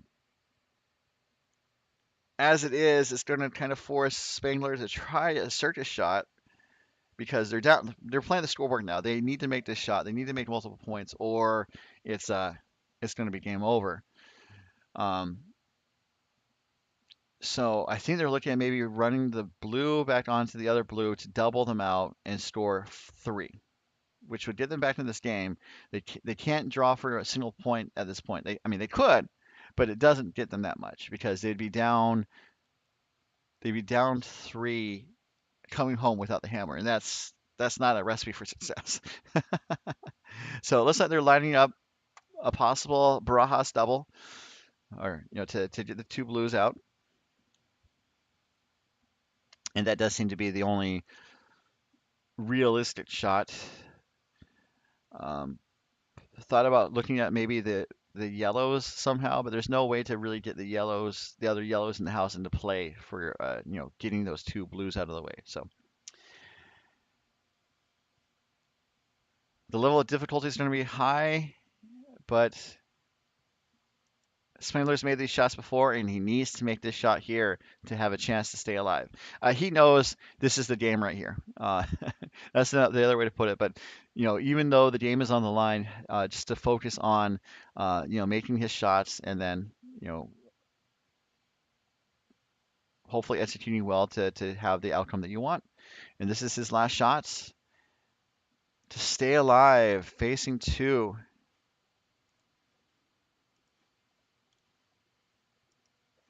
Gets one, gets two.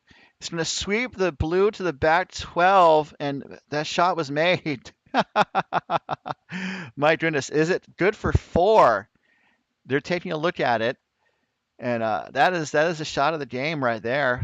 Definitely three. They're kicking rocks, so it might be four. And excellent shot there from Cameron Spangler to stay alive as they trade well-earned high fives around the team. Uh, it's not over yet, folks. Stay tuned. We have the exciting finale, the final stanza coming up in just a moment as we come back to the 2025 MoPac Championships presented by Curling.gg.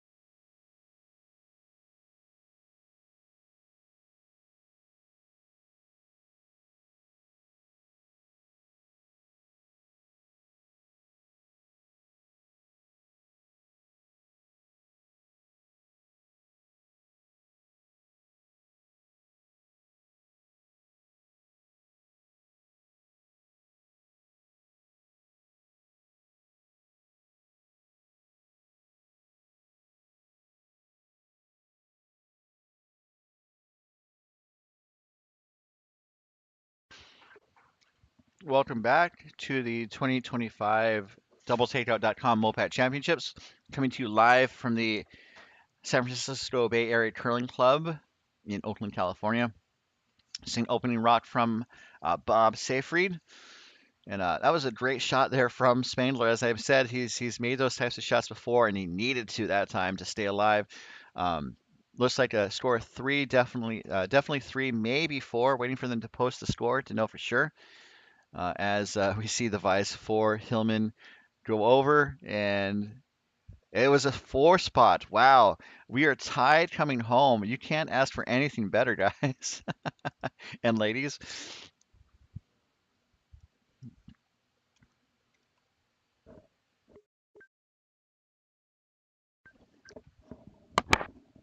We see the first direct coming for the end for Corey Fisher.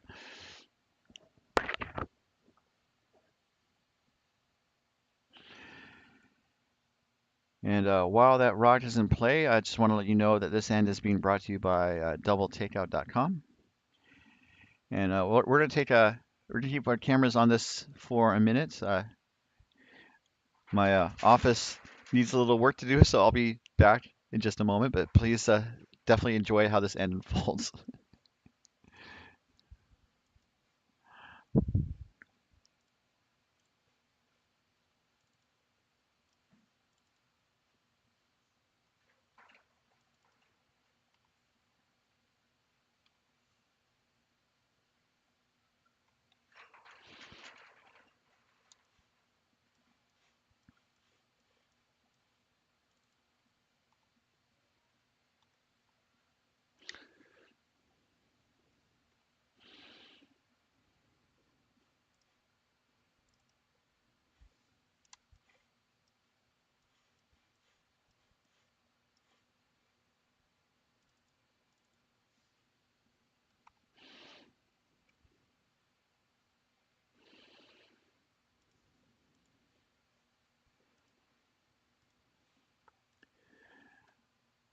right, so Spangler has two guards in place, looking to steal this last end. That's it's a tie game, so barring an unfortunate blank, this game will be resolved with at least 1 point from either team.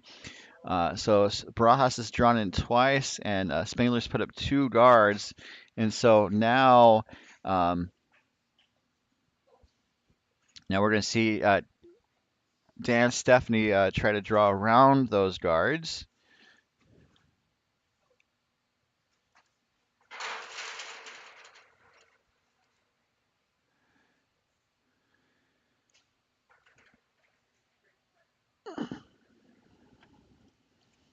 Thank you guys so much for tuning in this morning. Just to let you know, we have 4 games on tap today as we continue our coverage of the MoPac Championships presented by curling.gg. Coming up at 1 p.m. Pacific, we have a contest between Team Murray of Coyotes and Team Meyer of San Francisco.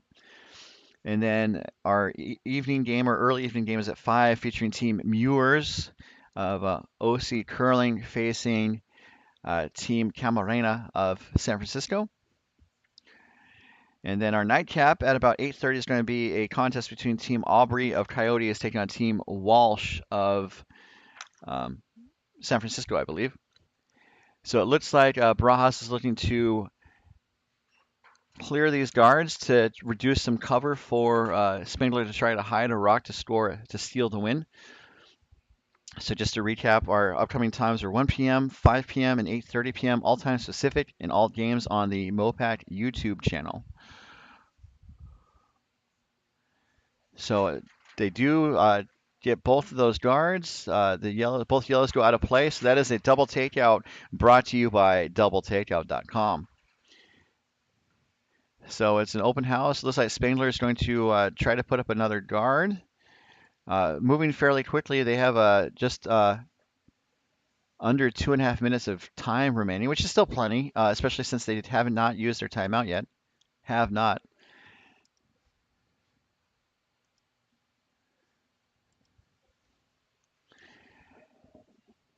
And looking for a guard.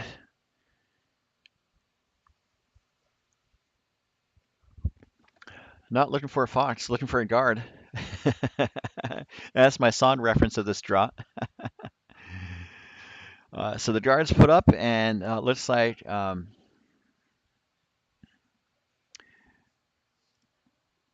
Robertson is going to be asked to peel this guard again, see if he can be 2 for 2 on peeling guards this end.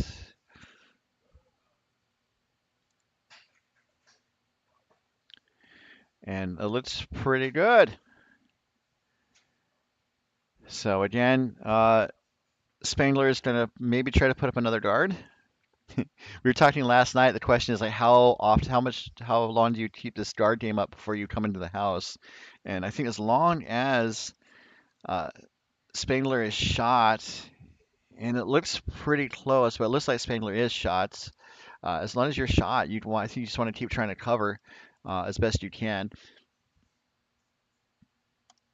As Chris Hillman gets set.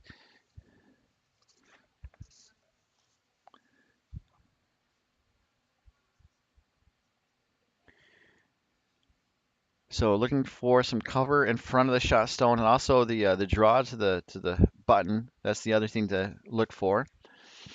And this looks pretty close. It looks like it might slip into the rings.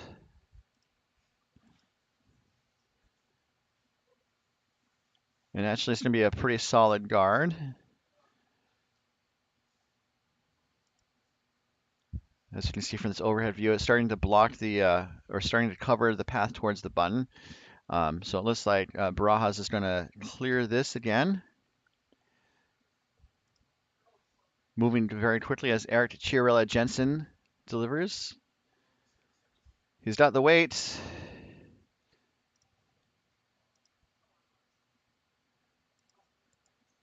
And it does peel the guard.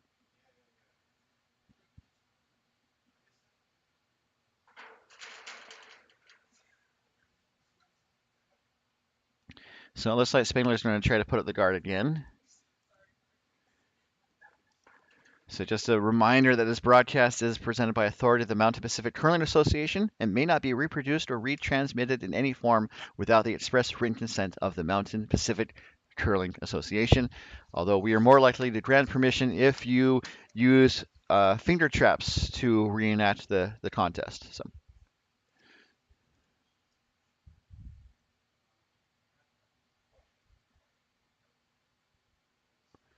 So looking to put up a guard.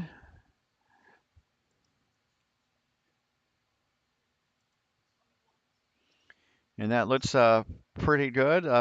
Maybe just a little deeper than the last one, but still in position.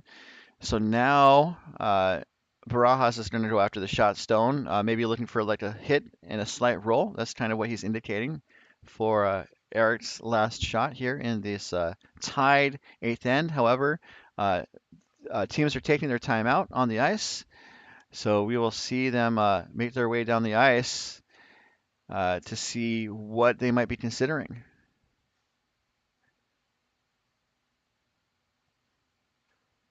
And so while they do that, let us also consider their options.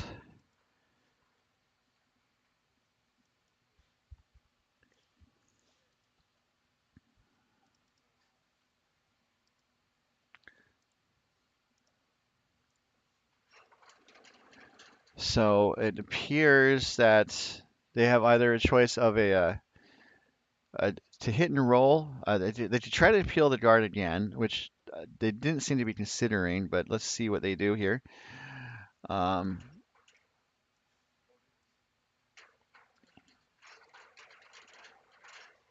and they're also looking at maybe hitting the shot stone out now and rolling towards the center.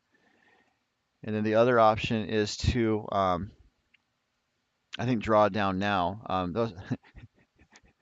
I'm not looking at the screen currently, so I don't exactly know what they're talking about. Let's see here. Okay, I'm back. The timeout's done. It looks like they're going to hit the yellow out and then have that slight roll towards the middle. And then Stephanie has 2 shots remaining without the hammer to try to steal the win.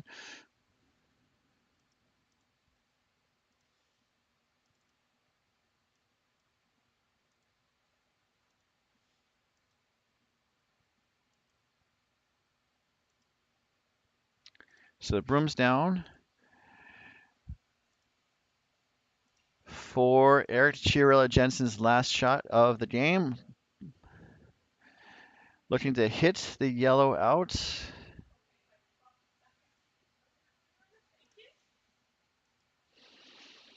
And it looks like it's going to be pretty close to, it's going to hit. Where's it going to roll to? It noses it. Rolls slightly outside. So now Spangler has the draw. And for this one, I think they want to draw it to the back of the house. He's hustling down the ice, as you can see him do the Spangler shuffle.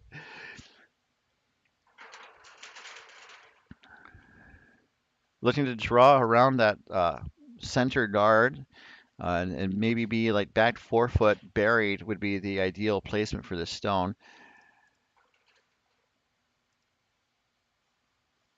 Spangler has plenty of time. He says he has a minute 13 seconds, but he is also not taking his time out, if I remember correctly. So he has a little bit of extra time for his last shot if it comes down to it.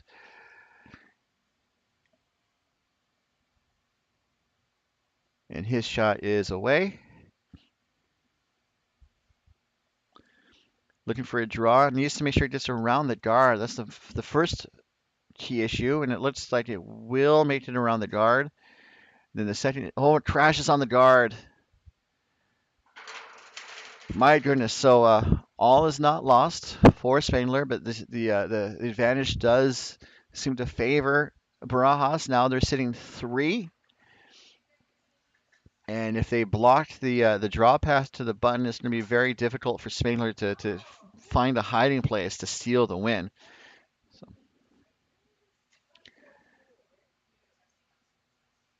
So they're looking at different options of where to put the broom. There's a port now. So I wonder if they would maybe just want to try and close the port down the middle, as you can see from this view. Um, So they have two or three places to put the rock. I would maybe take away the easiest shot, sorry, for Spangler to take, provided that the draw is made.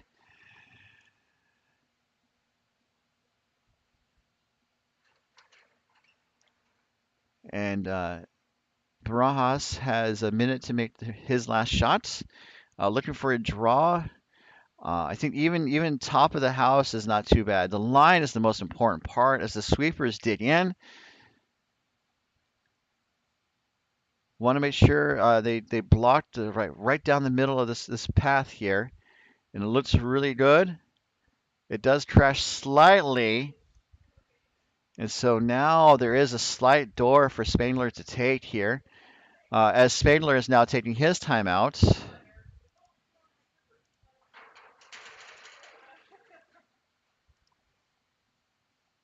So they have a couple of options. I think the draw to the back forefoot seems to be the best bet.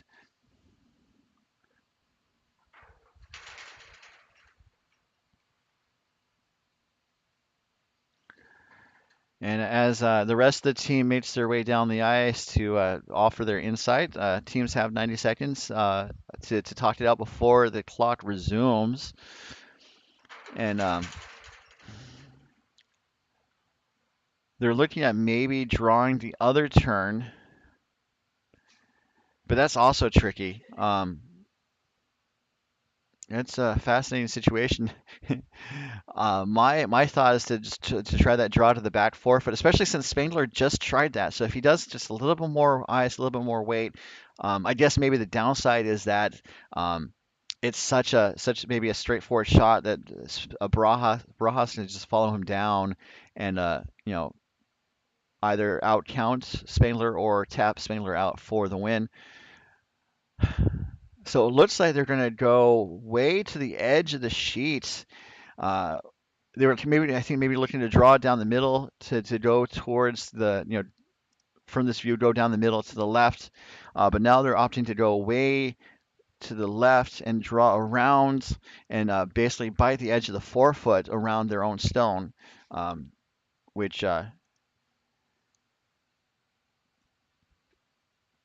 seems to be the call here. This is another shot that Spangler needs to make to stay alive, or else it will be handshakes. This is Cameron Spangler without the hammer, with his last drawing to be shot to hopefully force Barajas to make his last shot for the win. But it needs to be there. It's curling now, but it's also kind of coasting a little bit. And it might be coasting too far. And indeed, as Fisher digs in and escorts that stone from the premise, it's going to be a score of 4 for Barajas to secure that win. And it was a good game all around. Make the final 11-7, Team Barajas over Team Spangler, as the teams exchange handshakes. That's a really, really good game all around.